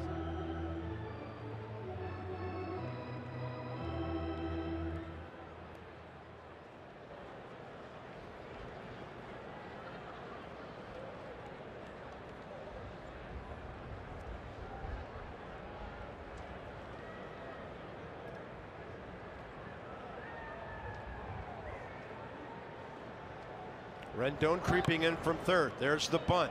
Jackson to first, has to be quick, and he throws it down the right field line.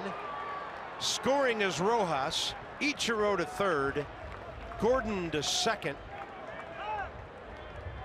And that could be a game changer.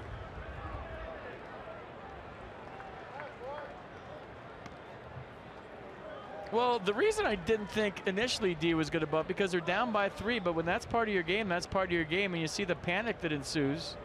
Edwin launches the throw. Daniel Murphy hustling down there to keep Ichiro at third base. So now the tying run on second, first base open. Do you pitch to Giancarlo Stanton right here? Matt Wieder's going out right now, so Oliver Perez can get loose. He just popped up, and that would be for Christian Yelich on deck.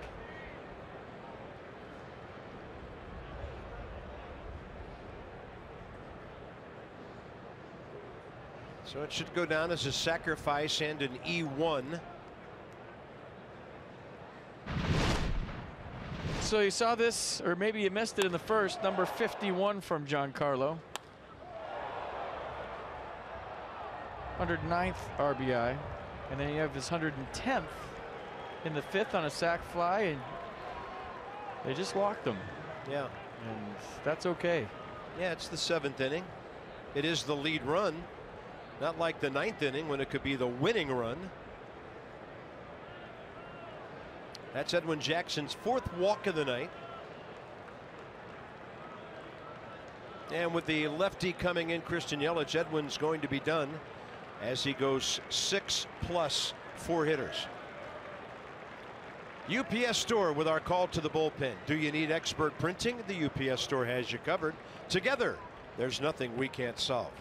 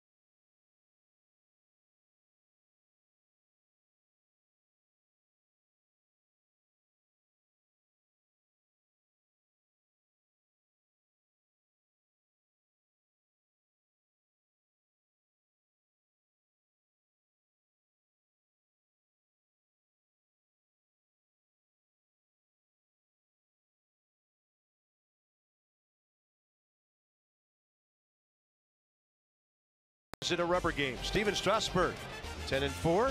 The Nats are 16-6 in his 22 starts. Lefty Adam Conley, he has struggled mightily against the Nats in his career. 1-3 with an 8.22 ERA in 5 starts. We'll get you going. 3:30 Nats extra pregame on Masson 2. So Edwin Dunn, after 6+, 3 runs on 6 hits. He made an error to this point. Check out the Potomac Nationals accepting deposits for 2018 full and half season ticket plans. 703-590-2311, or you know what the website is, PotomacNationals.com.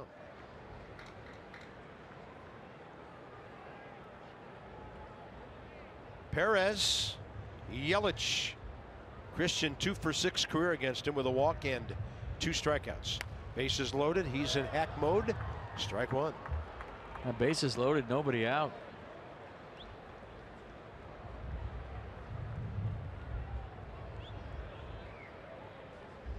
So a 2-run game.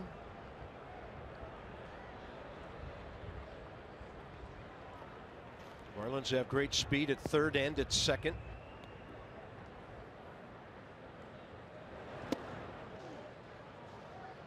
He wasn't moving. He didn't let that hit him.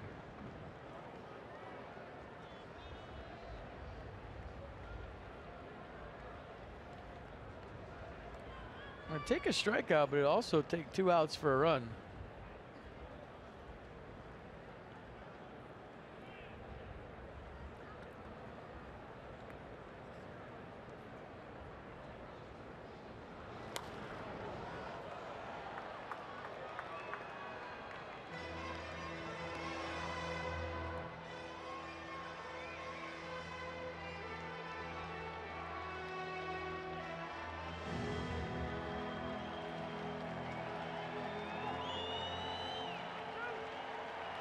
Edwin looking out there. He's got a win on the line here.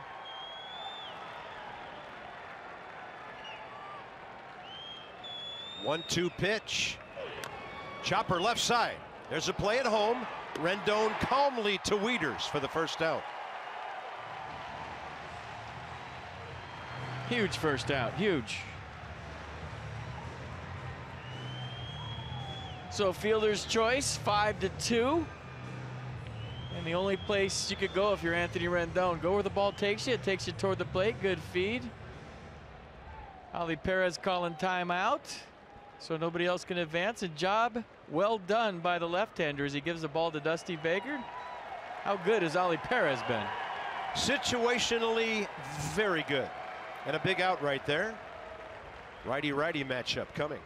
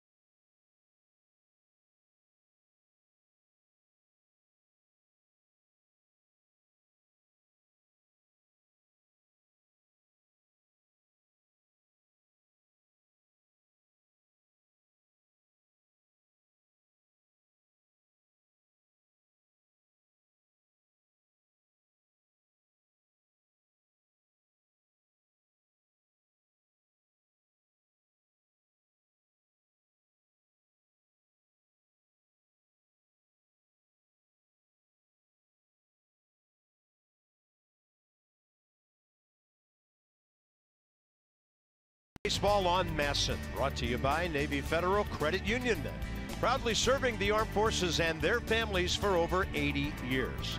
Federally insured by NCUA. Things happening quickly here in the 7th inning.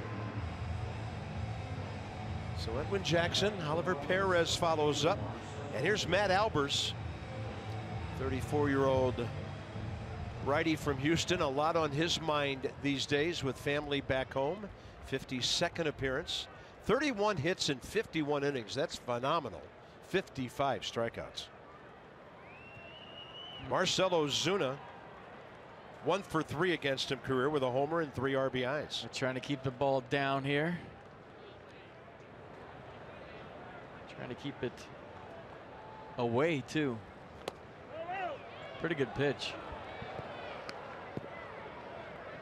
Hunting that ground ball double play.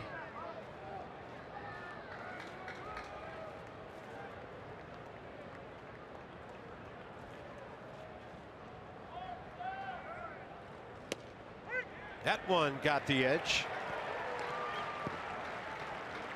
Right now Ozuna, 4th best RBI guy in the league. Thing pitch, barely inside it. According to Pitch Track, Greg Gibson got them both right.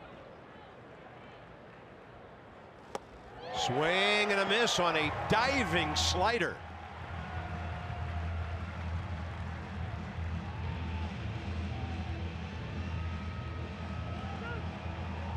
Expand with that slider one more time and try to throw it even further out.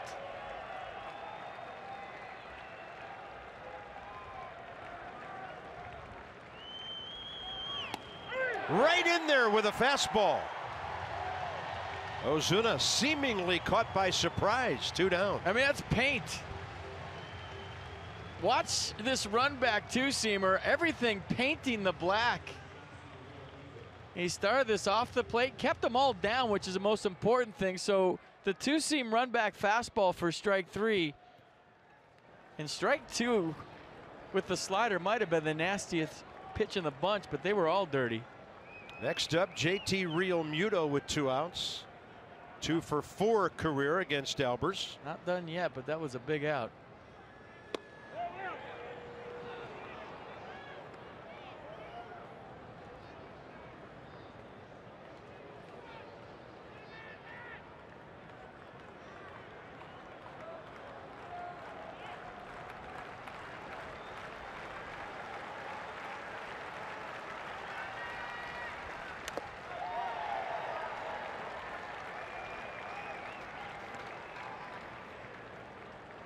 D. Gordon on the sacrifice, reaching on the throwing error.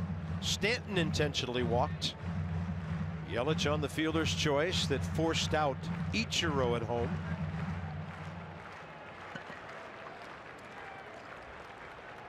And now 2 batters later, Matt Albers and the Nats, a chance to get out of it. 1-1 pitch. Low and away.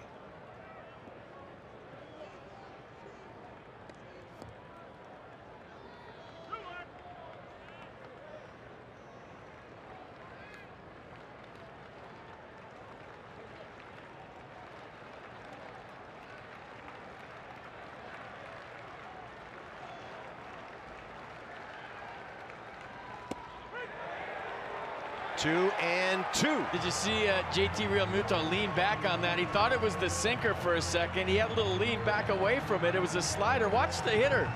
He thinks it's a sinker and he just flinches a little bit. It comes back the other way.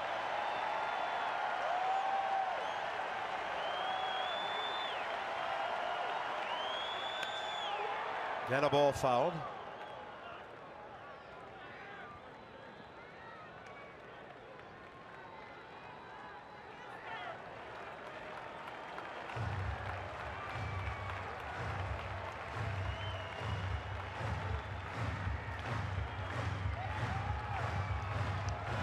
Crowd is into it big time. Love it.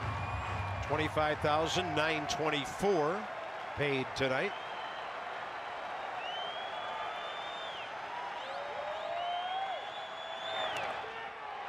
So 924 without a toy.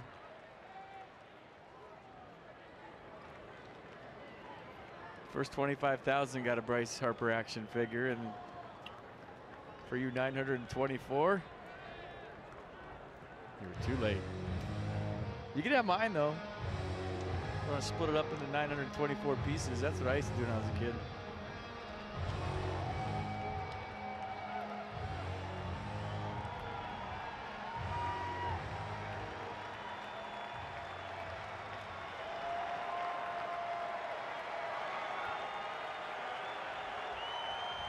Two. Bouncer to short. Turner. The Nats are out of the inning. Oliver Perez, Matt Albers, 2 of the old steady hands out of that bullpen.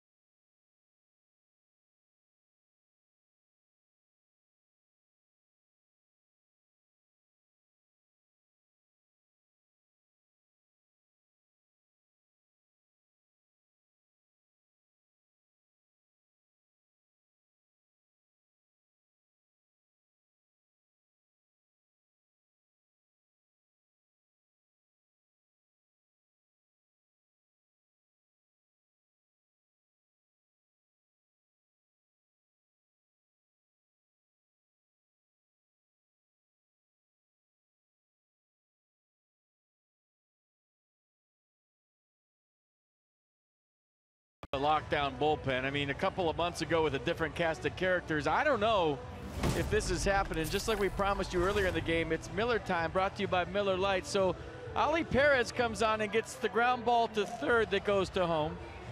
Then here comes Matt Albers with the bases loaded. He strikes out Marcelo Zuna and then gets JT Realmuto to ground out to shortstop. And everybody going nuts, including Matt Albers. That was well done, and that guy loved it. And the dugout, when Matt Albers got there, was going nuts. So just a different vibe, a different feel. Now you're thinking, how are they going to get out of this instead of maybe something else? Nicely done, bullpen. To the 7th inning stretch, and now the bottom of the inning we go. Turner, Diaz, Murphy. 31-year-old Junichi Tazawa for the Marlins. 44th appearance, a 5 ERA. And first pitch swinging. Turner to right. It'll back up Giancarlo a bit. Trey 1 for 4 with a double, a run scored in his debut so far. I guess his re-debut. And now Diaz and Murphy. And oh, by the way, on those bullpen points, those are some pretty darn good hitters that the bullpen just cut through. Yelich, Ozuna, and Realmuto. And, you know, this is one of the better offenses and the better lineups in the National League, so don't sleep on that fact too. Diaz 1 for 3 with an infield hit and a run scored. So the 8th inning and 9th inning set up. Brandon Kintzler.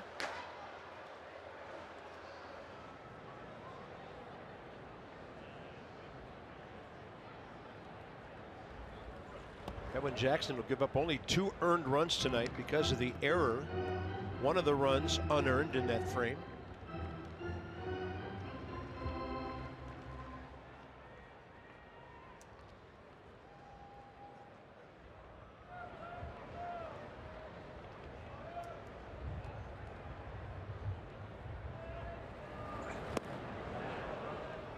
Forkball diving at 87.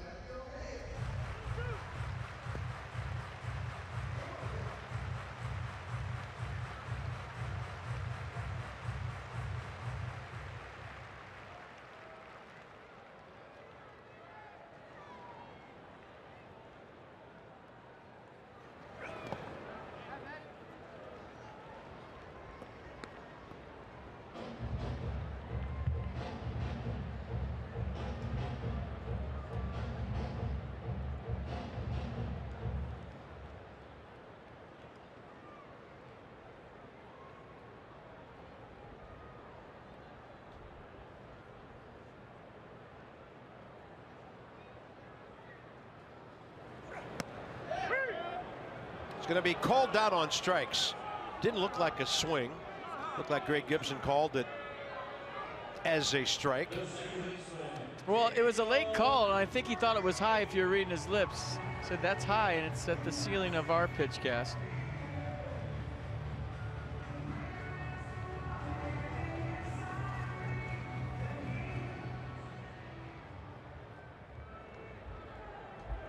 Daniel Murphy, big blow of the game. That 2-run single back in the 3rd that put the Nats on top.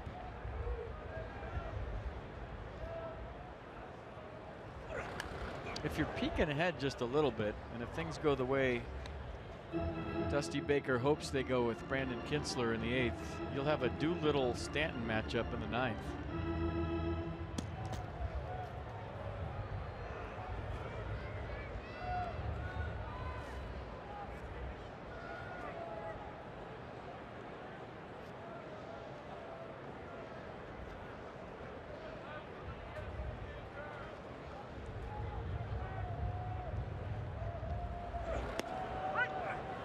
The ball, some serious action back into the strike zone. That was nasty.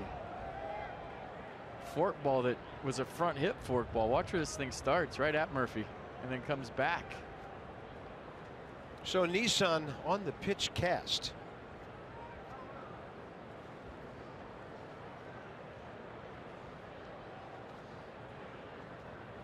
Target outside edge.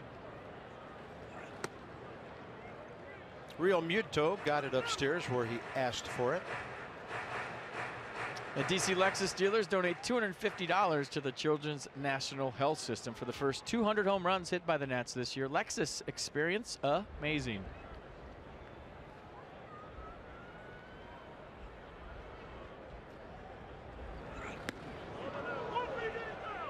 Didn't look like a swing, and the count is 2-2. Well, he started because, you know, that's where that fork ball that started at him initially begun, and then he thinking that's coming back and realized it was a fastball, so he had to hold up.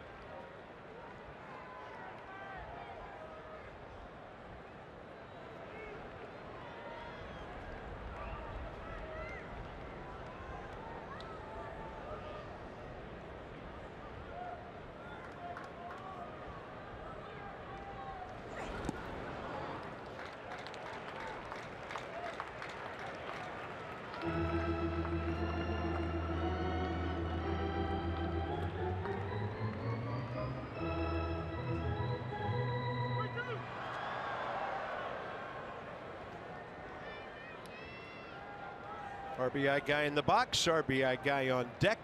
3 of those driven in tonight by Murphy and Zimmerman. And a 3-2 to Daniel. He's going to guide one out to the gap in right center.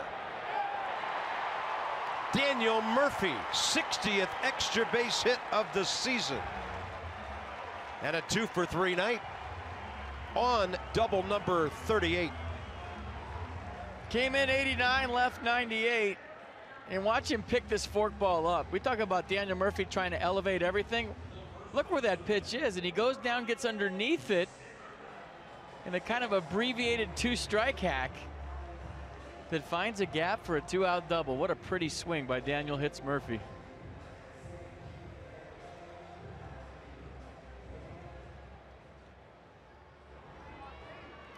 This team can really hit. I mean, really hit. Yeah, 11 more hits tonight, 13 last night.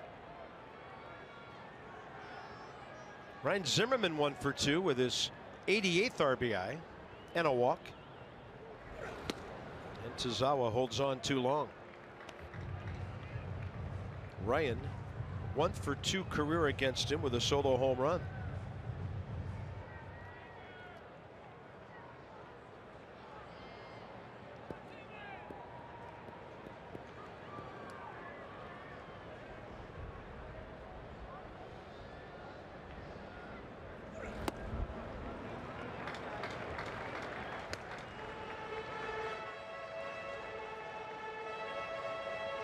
Be a nice little sneaky 2-out run to get the 3-run lead back.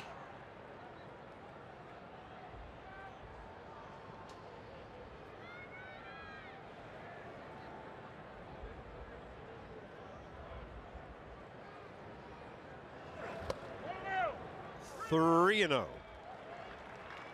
A definite green light. I mean, if you're going to get a fastball, it's right here.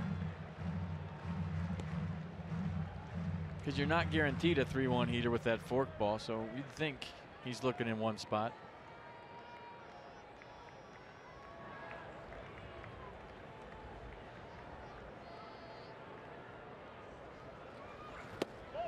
Four in a row, 2 on, 2 out with Adam Lind next.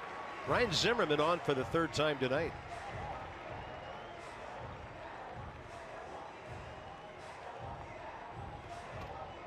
Dan Worthen. I'm sorry. Mets were just in town. It's the Marlins. Juan Nieves, their pitching coach. 10 o'clock here at Nationals Park. Bob and FP with you tonight. Dan Kolko has the night off. He'll be back tomorrow.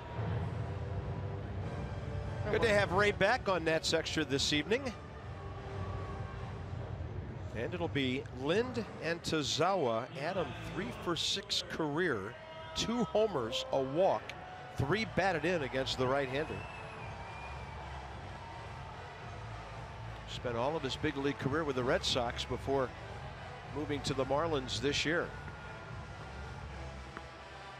Signed him as a free agent last December.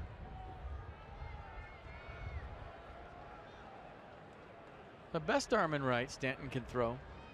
He can run on the other 2. Inside edge for a strike.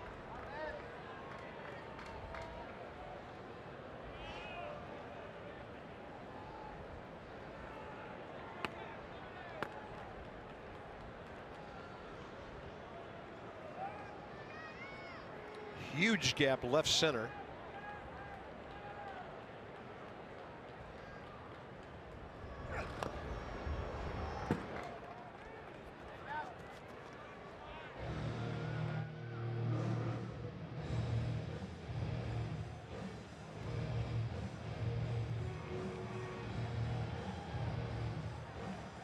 Well, Daniel Murphy had the advantage of 2 strikes and 2 outs.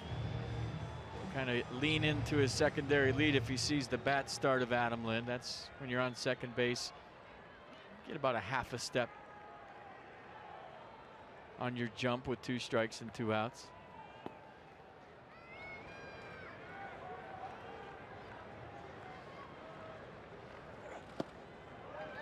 Not biting on the forkball, down and away.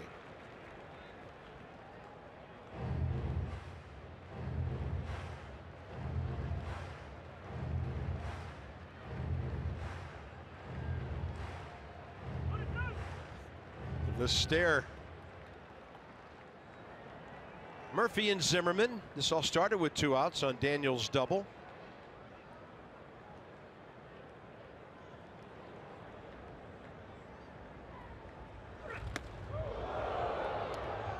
'93, high and tight, counts back even. Well, you'd think after that pitch he's going with the forkball. That's his out pitch. That's his bread and butter. So buzz you back with the fastball and then drop that forkball down and away. That was an lean over the plate, drive it to left center field pitch. We'll see what he does.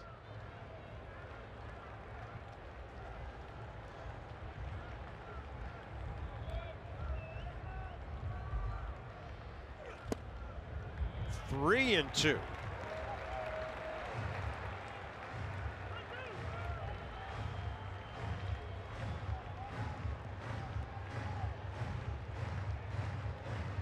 He's reading the mind. See if he reads it right.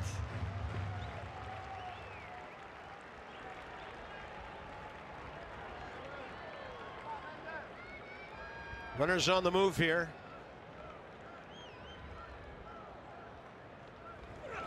And Lynn fights off a pitch in on his label. And he's just a hair tardy on that because he's got just a little bit of forkball in the back of his head. He's looking fastball, but just the thought that he might throw it will cause you to be a tick late sometimes on the heater.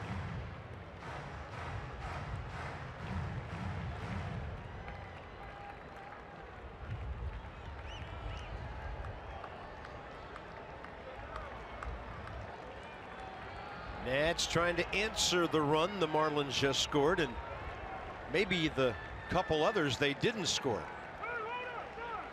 Time given.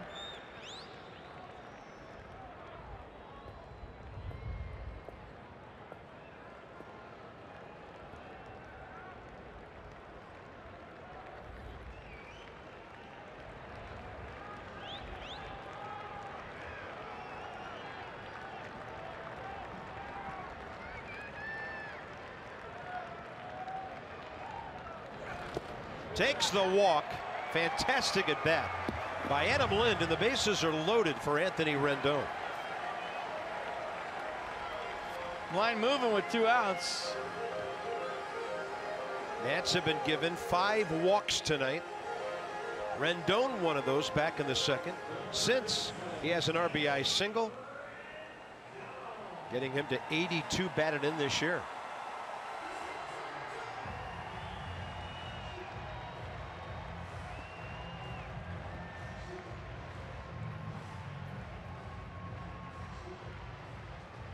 .23 pitch inning for Junichi Tazawa.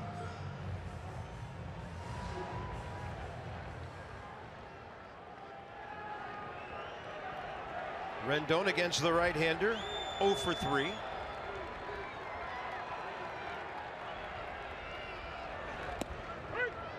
he drops in the curve. But you see what I mean? He's in a funk where every borderline pitch is going the other way. And you get in those ruts. He's good enough to overcome it. But it seems like every at bat for about, I don't know, this homestand, calls are going against him.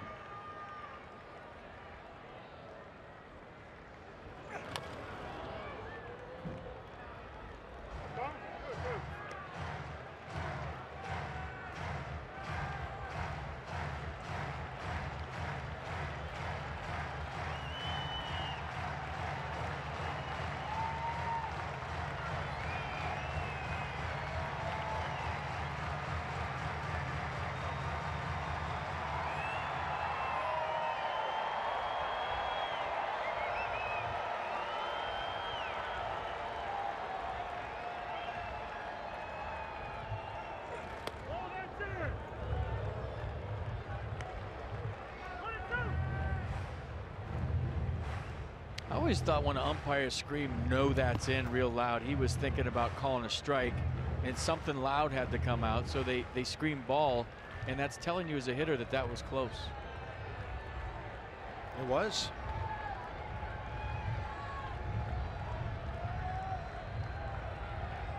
Target away this time and way outside, 2-2. Kind of like when you're a fan, you're locked and loaded to cheer and something bad happens and a boo just comes out. Well, as an umpire, they'll emphasize ball really loud in your ear as a hitter, so you know that, hey, dude, that was close. They're kind of giving you a heads up that I was thinking about calling that. Boy, the Nats tonight, since the start of the third inning, so hard to put away tonight. Murphy drove in 2 with 2 outs. Rendon takes ball 3. You didn't hear Gibson say anything on that. It wasn't close. Good take. Here we go. Crank them up. Best play in baseball. 3-2, 2 outs. Bases loaded. Everybody moving.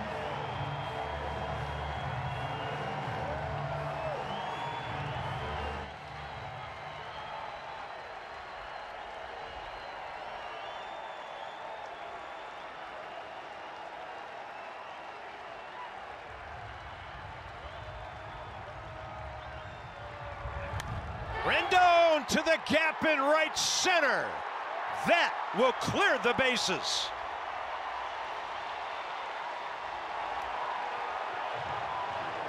Anthony Rendon, a 4 RBI night, 85 on the year.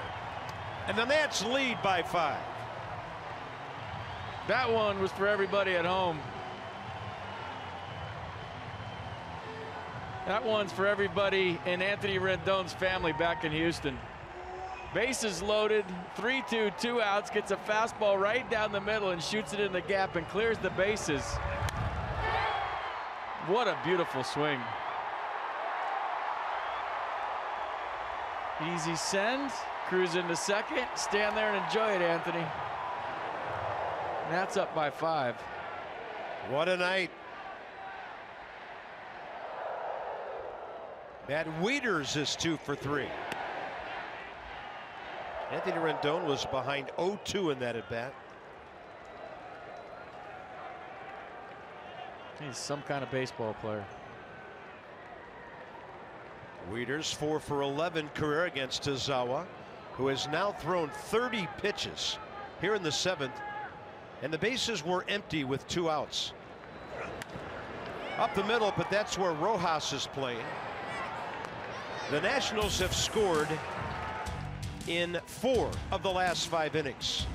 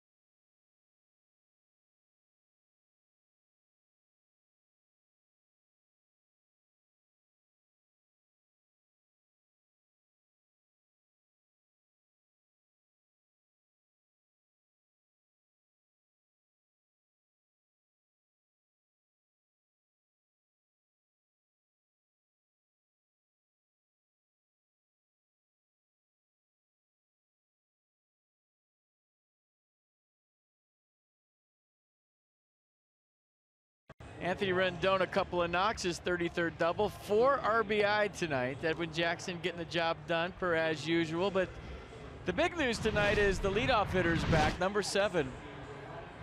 We've been waiting a while. He's been waiting a while. Excited to get back in the lineup tonight. First inning, bases loaded. This could be the play of the game, right? At least kind of set the tone. So he got dirty before he even dug into the batter's box, which is always a good feeling. And then his third at bat, a double down the left field line. So 1 for 4 for Trey Turner. It's just good to see him running around, right?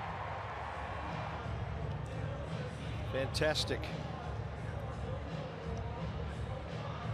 So Brandon Kinsler, even in a 5-run game, gets the call here. Dietrich, Talise, and Rojas, 59th game overall. Brandon as a net has been outstanding. His 14th Washington appearance. 8 strikeouts, 4 walks, 13 hits in 13 innings. We'll tell you where they're batting as soon as we know. Howie Kendrick's in left, Michael A. Taylor in center, and Alejandro De Aza moves over to right.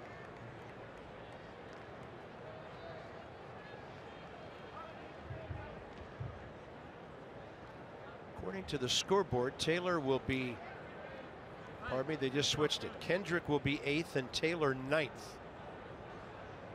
Pitcher spot in Adam Lynn's number 5 hole. So he just vacates that after another good night for him.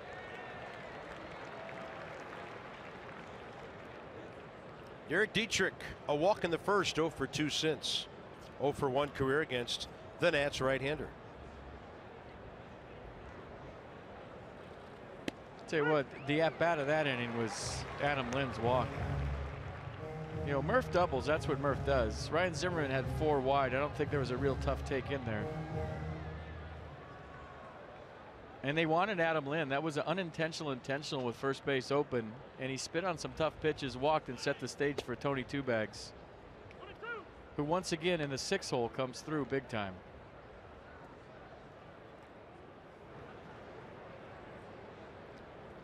Right now, some Nats on a pretty close race to 90 RBIs. A little bit up. Ryan Zimmerman 88, Rendon 85, Murphy 84.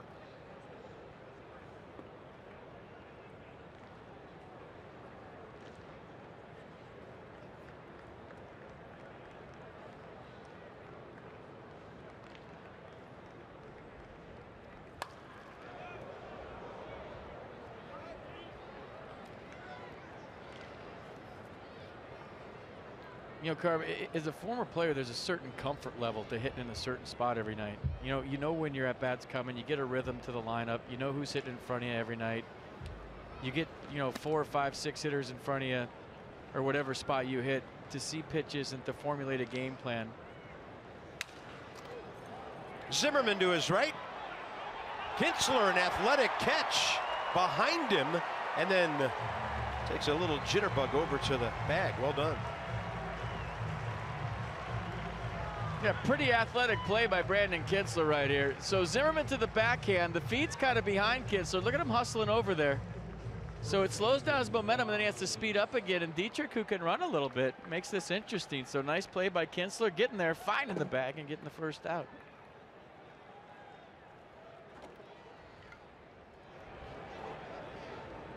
Looked a little like Greg Maddux to me right there as he fielded it. Yeah, he had that gait to him, didn't he?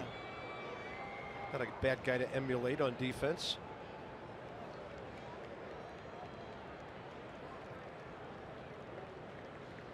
Tomas Talise is next.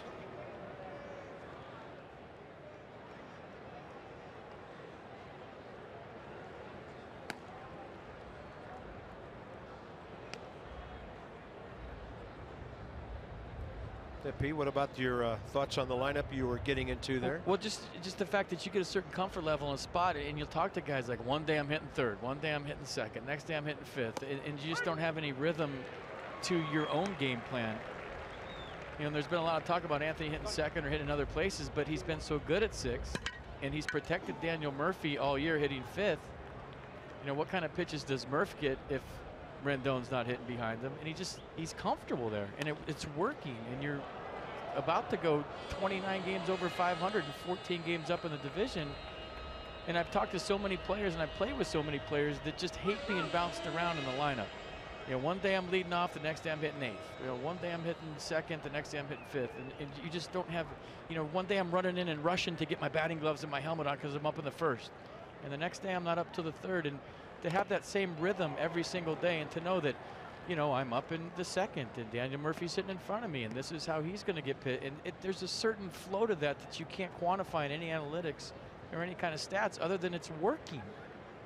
And that's where the conversation begins and ends. It's working. The guy's a sleepy MVP candidate because it's working. The end. Just tied his career high in RBIs, by the way.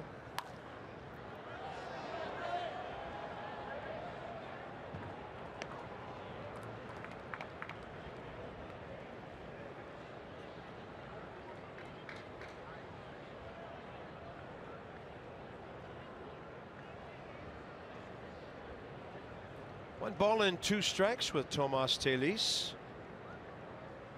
Murphy, couple of steps onto the outfield grass.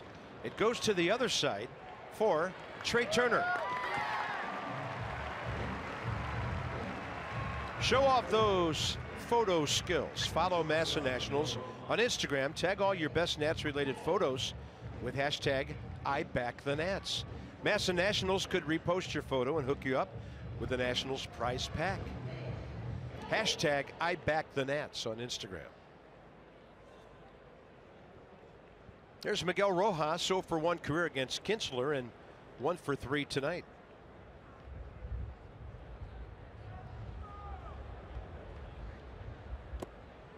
He got that leadoff hit last inning. Then Ichiro got the pinch hit.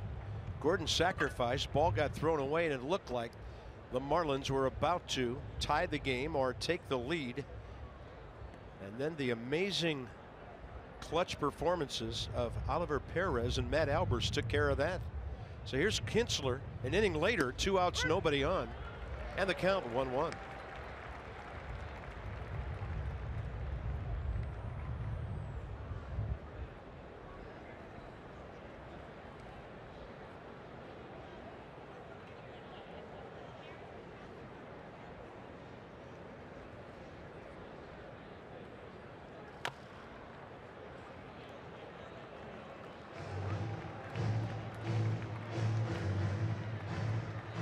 Pitcher's spot next. Mike Aviles. Went 1 for 2 after coming into the game last night.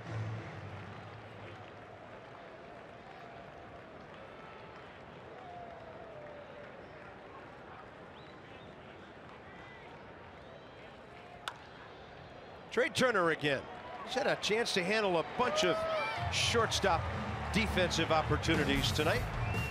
And so we go bottom 8. Kendrick, Taylor, and Turner.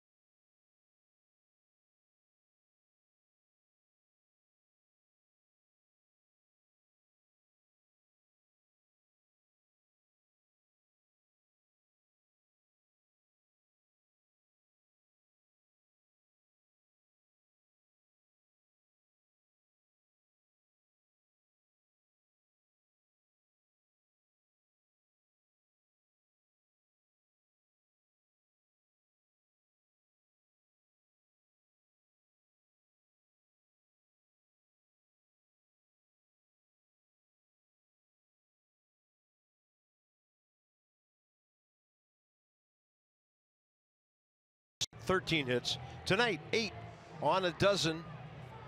And another inning with the bats to go. DC's premier fantasy football event Saturday, September 9. Live draft party 10 a.m. 2 p.m. at the Hill Country Barbecue spot here in DC. All proceeds benefit the Nationals Youth Baseball Academy. Visit ScherzerShowdown.com to register.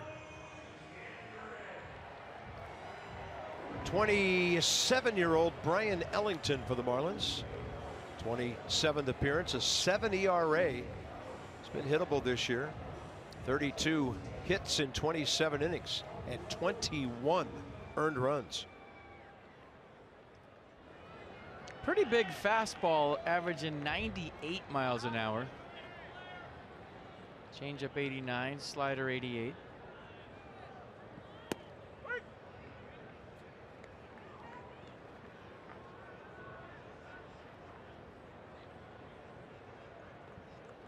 So Howie Kendrick hit leadoff last night, had a couple of hits, a 3-run triple, walk and a run scored. And comes in for defense and gets to face 100.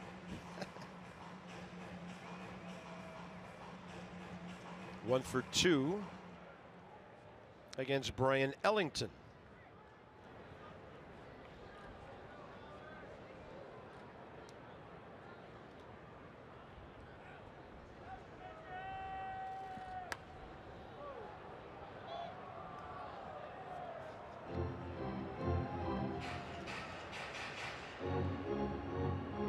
What a month. On base percentage plus slugging out of sight. 21 RBIs this month.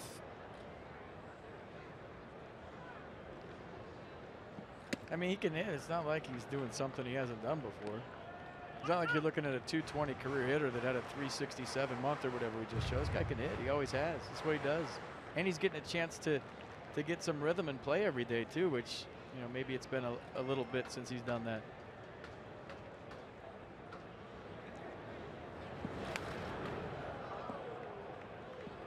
But you talk about what the Nats have done the last couple of nights. This is a team that won 13 of 16 coming in. Everybody talking about how the Marlins are making a charge, and the Nats have made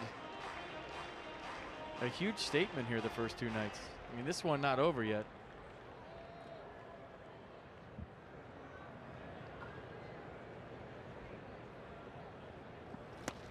Swing and a miss.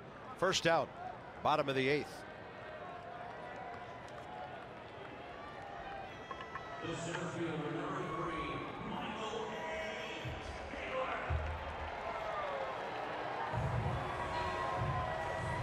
Michael A. Taylor got 7 innings off tonight. He went 1 for 5 in the number 2 spot last evening.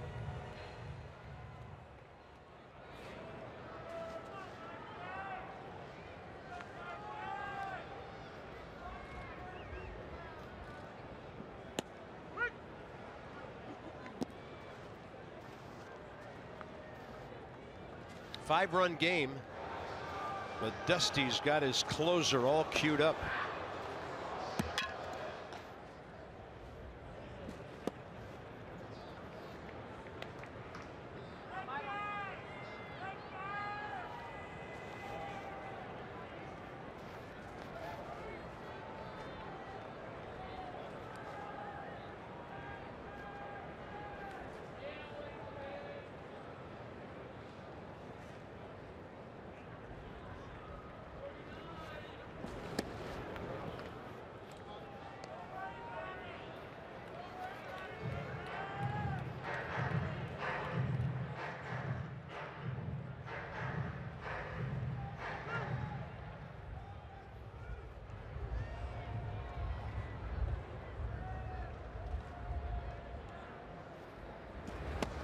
That's right on the edge, and Michael A. walks away. 2 down.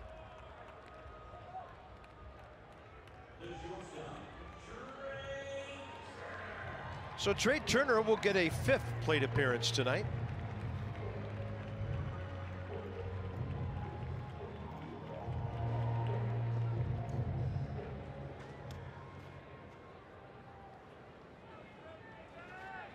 Has faced Ellington once with a base hit.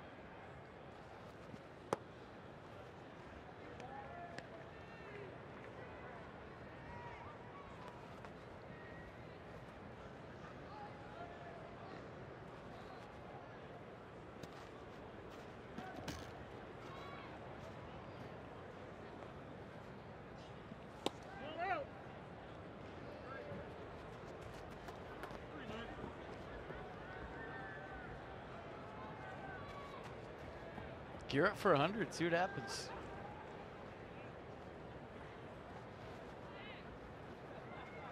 This could be fun. Fun to talk about. Trying to hit 100 ain't fun.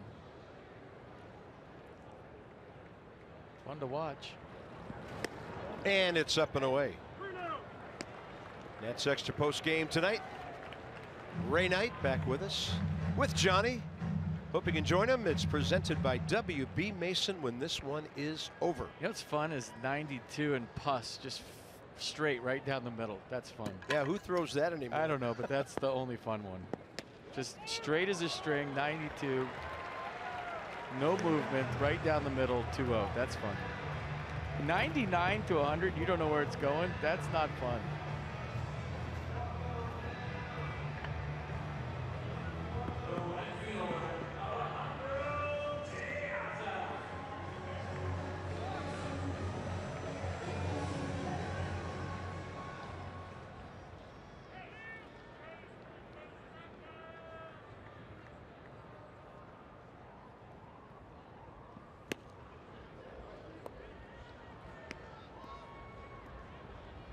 There's Alejandro De Aza, 1-for-2 career against Ellington.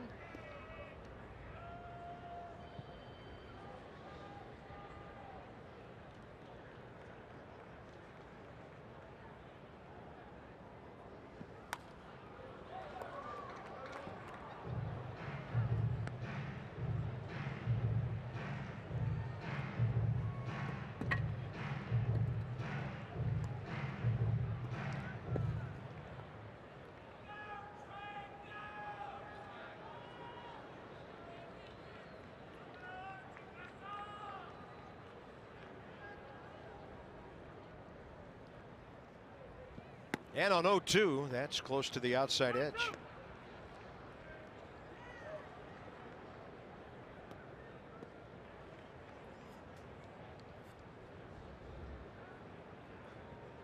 Murph hanging out, ready to rock.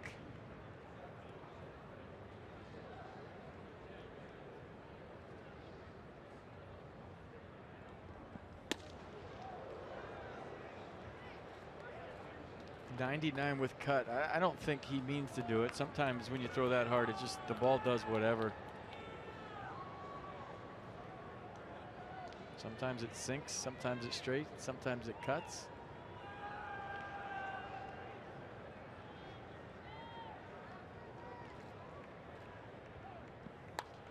And De Aza on a pitch away, just slicing it off to the other side.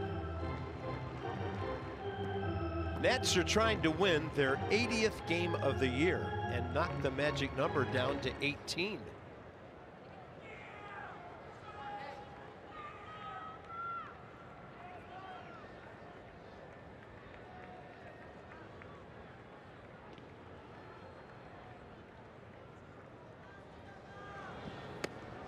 I think once you get to the teens, it's game on, right? Magic number. Yeah. It's out there. Yeah. Not over the horizon anymore. See it without glasses. You can look directly into it. Don't be afraid of the magic number. Look straight into it. Don't put sunscreen in your eyes. Turner moving. De Aza strikes out, and we're going to the ninth. Nats trying to win another series and send the Marlins to 14 games out.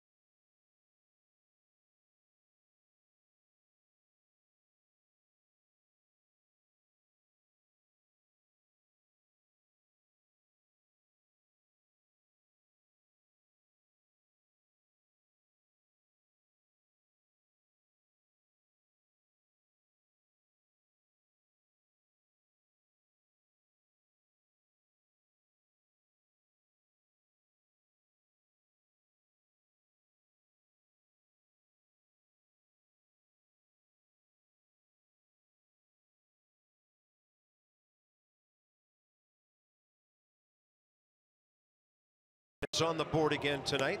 3 outs to go for another series win and a 4-2 homestand to this point. Not a safe situation. Sean Doolittle is out there, and he'll be facing Mike Aviles, you would think, at the bottom of the order, pinch hitting, and then Gordon and Stanton. So we will get our Doolittle Giancarlo matchup that you were looking forward to earlier. Yeah, the doctor is in. You see what he's done against the first batter he's faced this year. Mucho fastballs, 89% of the time at 95 miles an hour. Slider change to go with it. But 6% of the slider, 5% of the change. So you are getting a heater. If you're facing Sean Doolittle, here we go. It's like 4 different heaters, though. You know, he'll use all the different zones. He'll run it up there high with 2 strikes. He'll work it in and out. There's Mike Aviles pinch hitting, 0 for 2 career against Doolittle.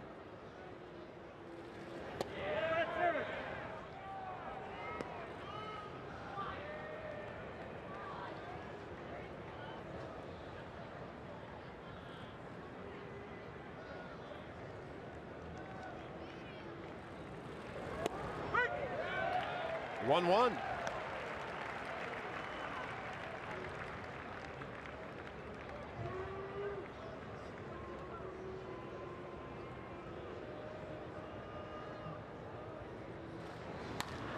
That's well hit. Over to his left, Deasa to cut it off. Mike Aviles, his second hit in 3 at-bats in this series. Pretty swing right there. Just stayed on the fastball down the way and rode it into right.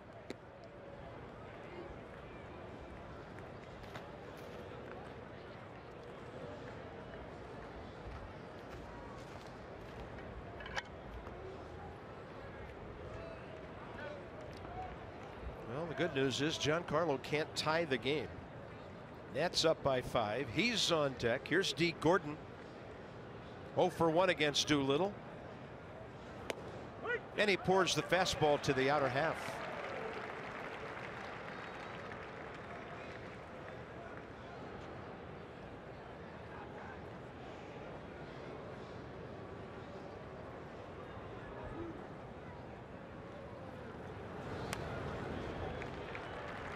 Slider from Sean Doolittle. Yeah. I see that very much. I always say just throw it. Make me think about it just a little bit. Every once in a while.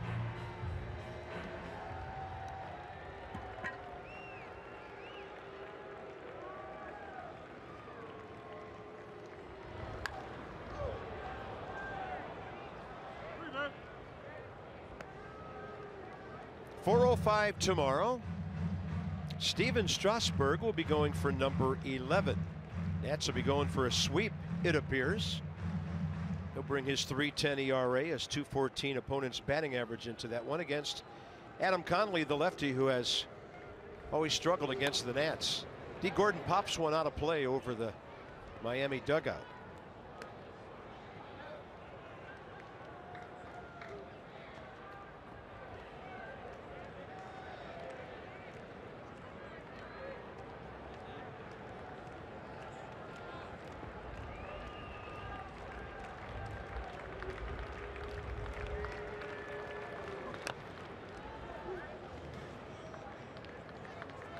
Right now in the wild card race, the Rockies are ahead middle innings at home with the Tigers, and the Diamondbacks, who got 5 in the first against Rich Hill, coming off his near perfect game, have just given up 4, and that's a tight ball game in Arizona. So that wild card thing with St. Louis blasting Milwaukee at Miller Park tonight, starting to tighten up a little bit. D-backs, Rockies still the front runners. D. Gordon levels off to foul it.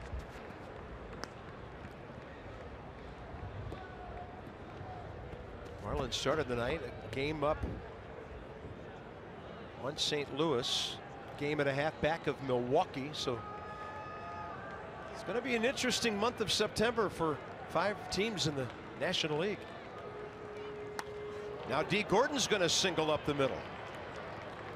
2 on, nobody out, and the 3 runs the Nats added on in the 7th are looking huge right now. Well, one thing we know about the Marlins, they don't go away. These guys fight. And they fought the Nats all season long. So here we go. The matchup we have talked about for a few innings. Giancarlo Stanton against Sean Doolittle. 3 at-bats, 1 hit.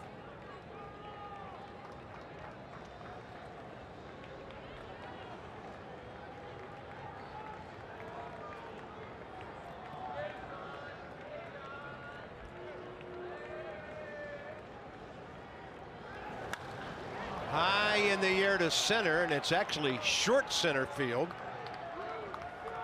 Murphy was playing up the middle on the shift. He runs it in after catching the first out. Tried to go ambush on a first pitch fastball, got underneath it. And Daniel Murphy camped under it, called for the fair catch, 1 out. Now it's Doolittle and Yelich. Christian 1 for 1 against him.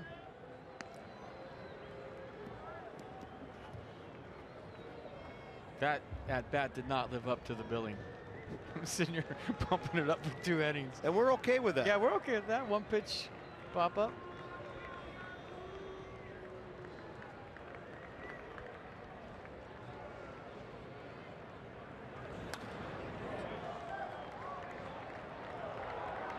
Oh, you know one thing, Sean Doolittle's not backing down from anybody. He's going to say, here's my fastball, hit it. Not scared, ever. 11 strikes, 1 ball. Here it is.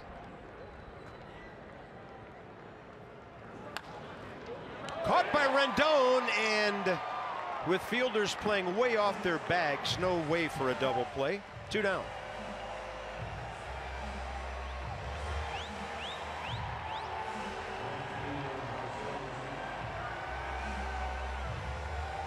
He looked to first. He might have had a chance at second, but either way, 2 outs.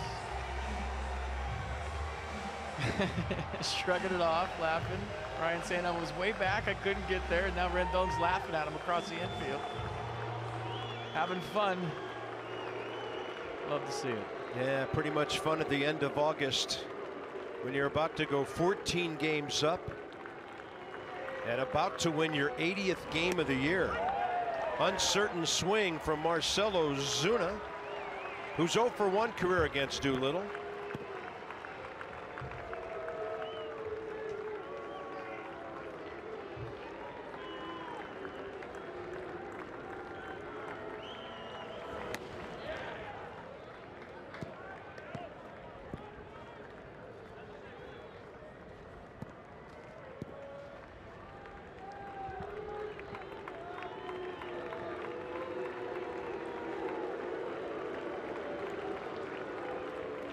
Sounds like they're mooing.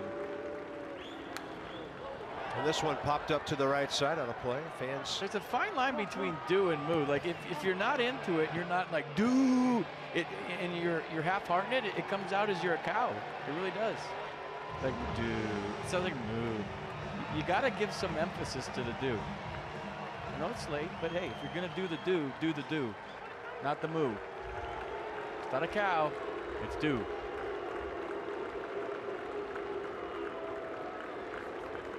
1-2 pitch, and Ozuna hanging tough. Do we have any scrubs and masks and stethoscopes yet in the stands? I feel it's coming. You know what? When postseason arrives, yeah, all kinds of things of a commemorative nature will start happening around here.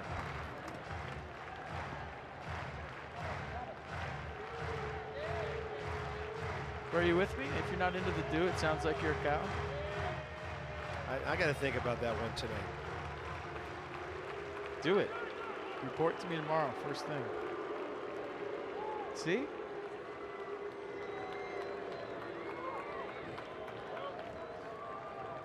Some of our rural fans may be more comfortable with the move.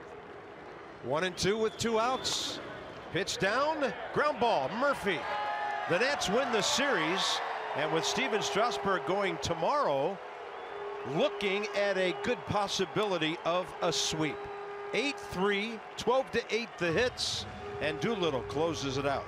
Ball club's on a roll. Magic number 18.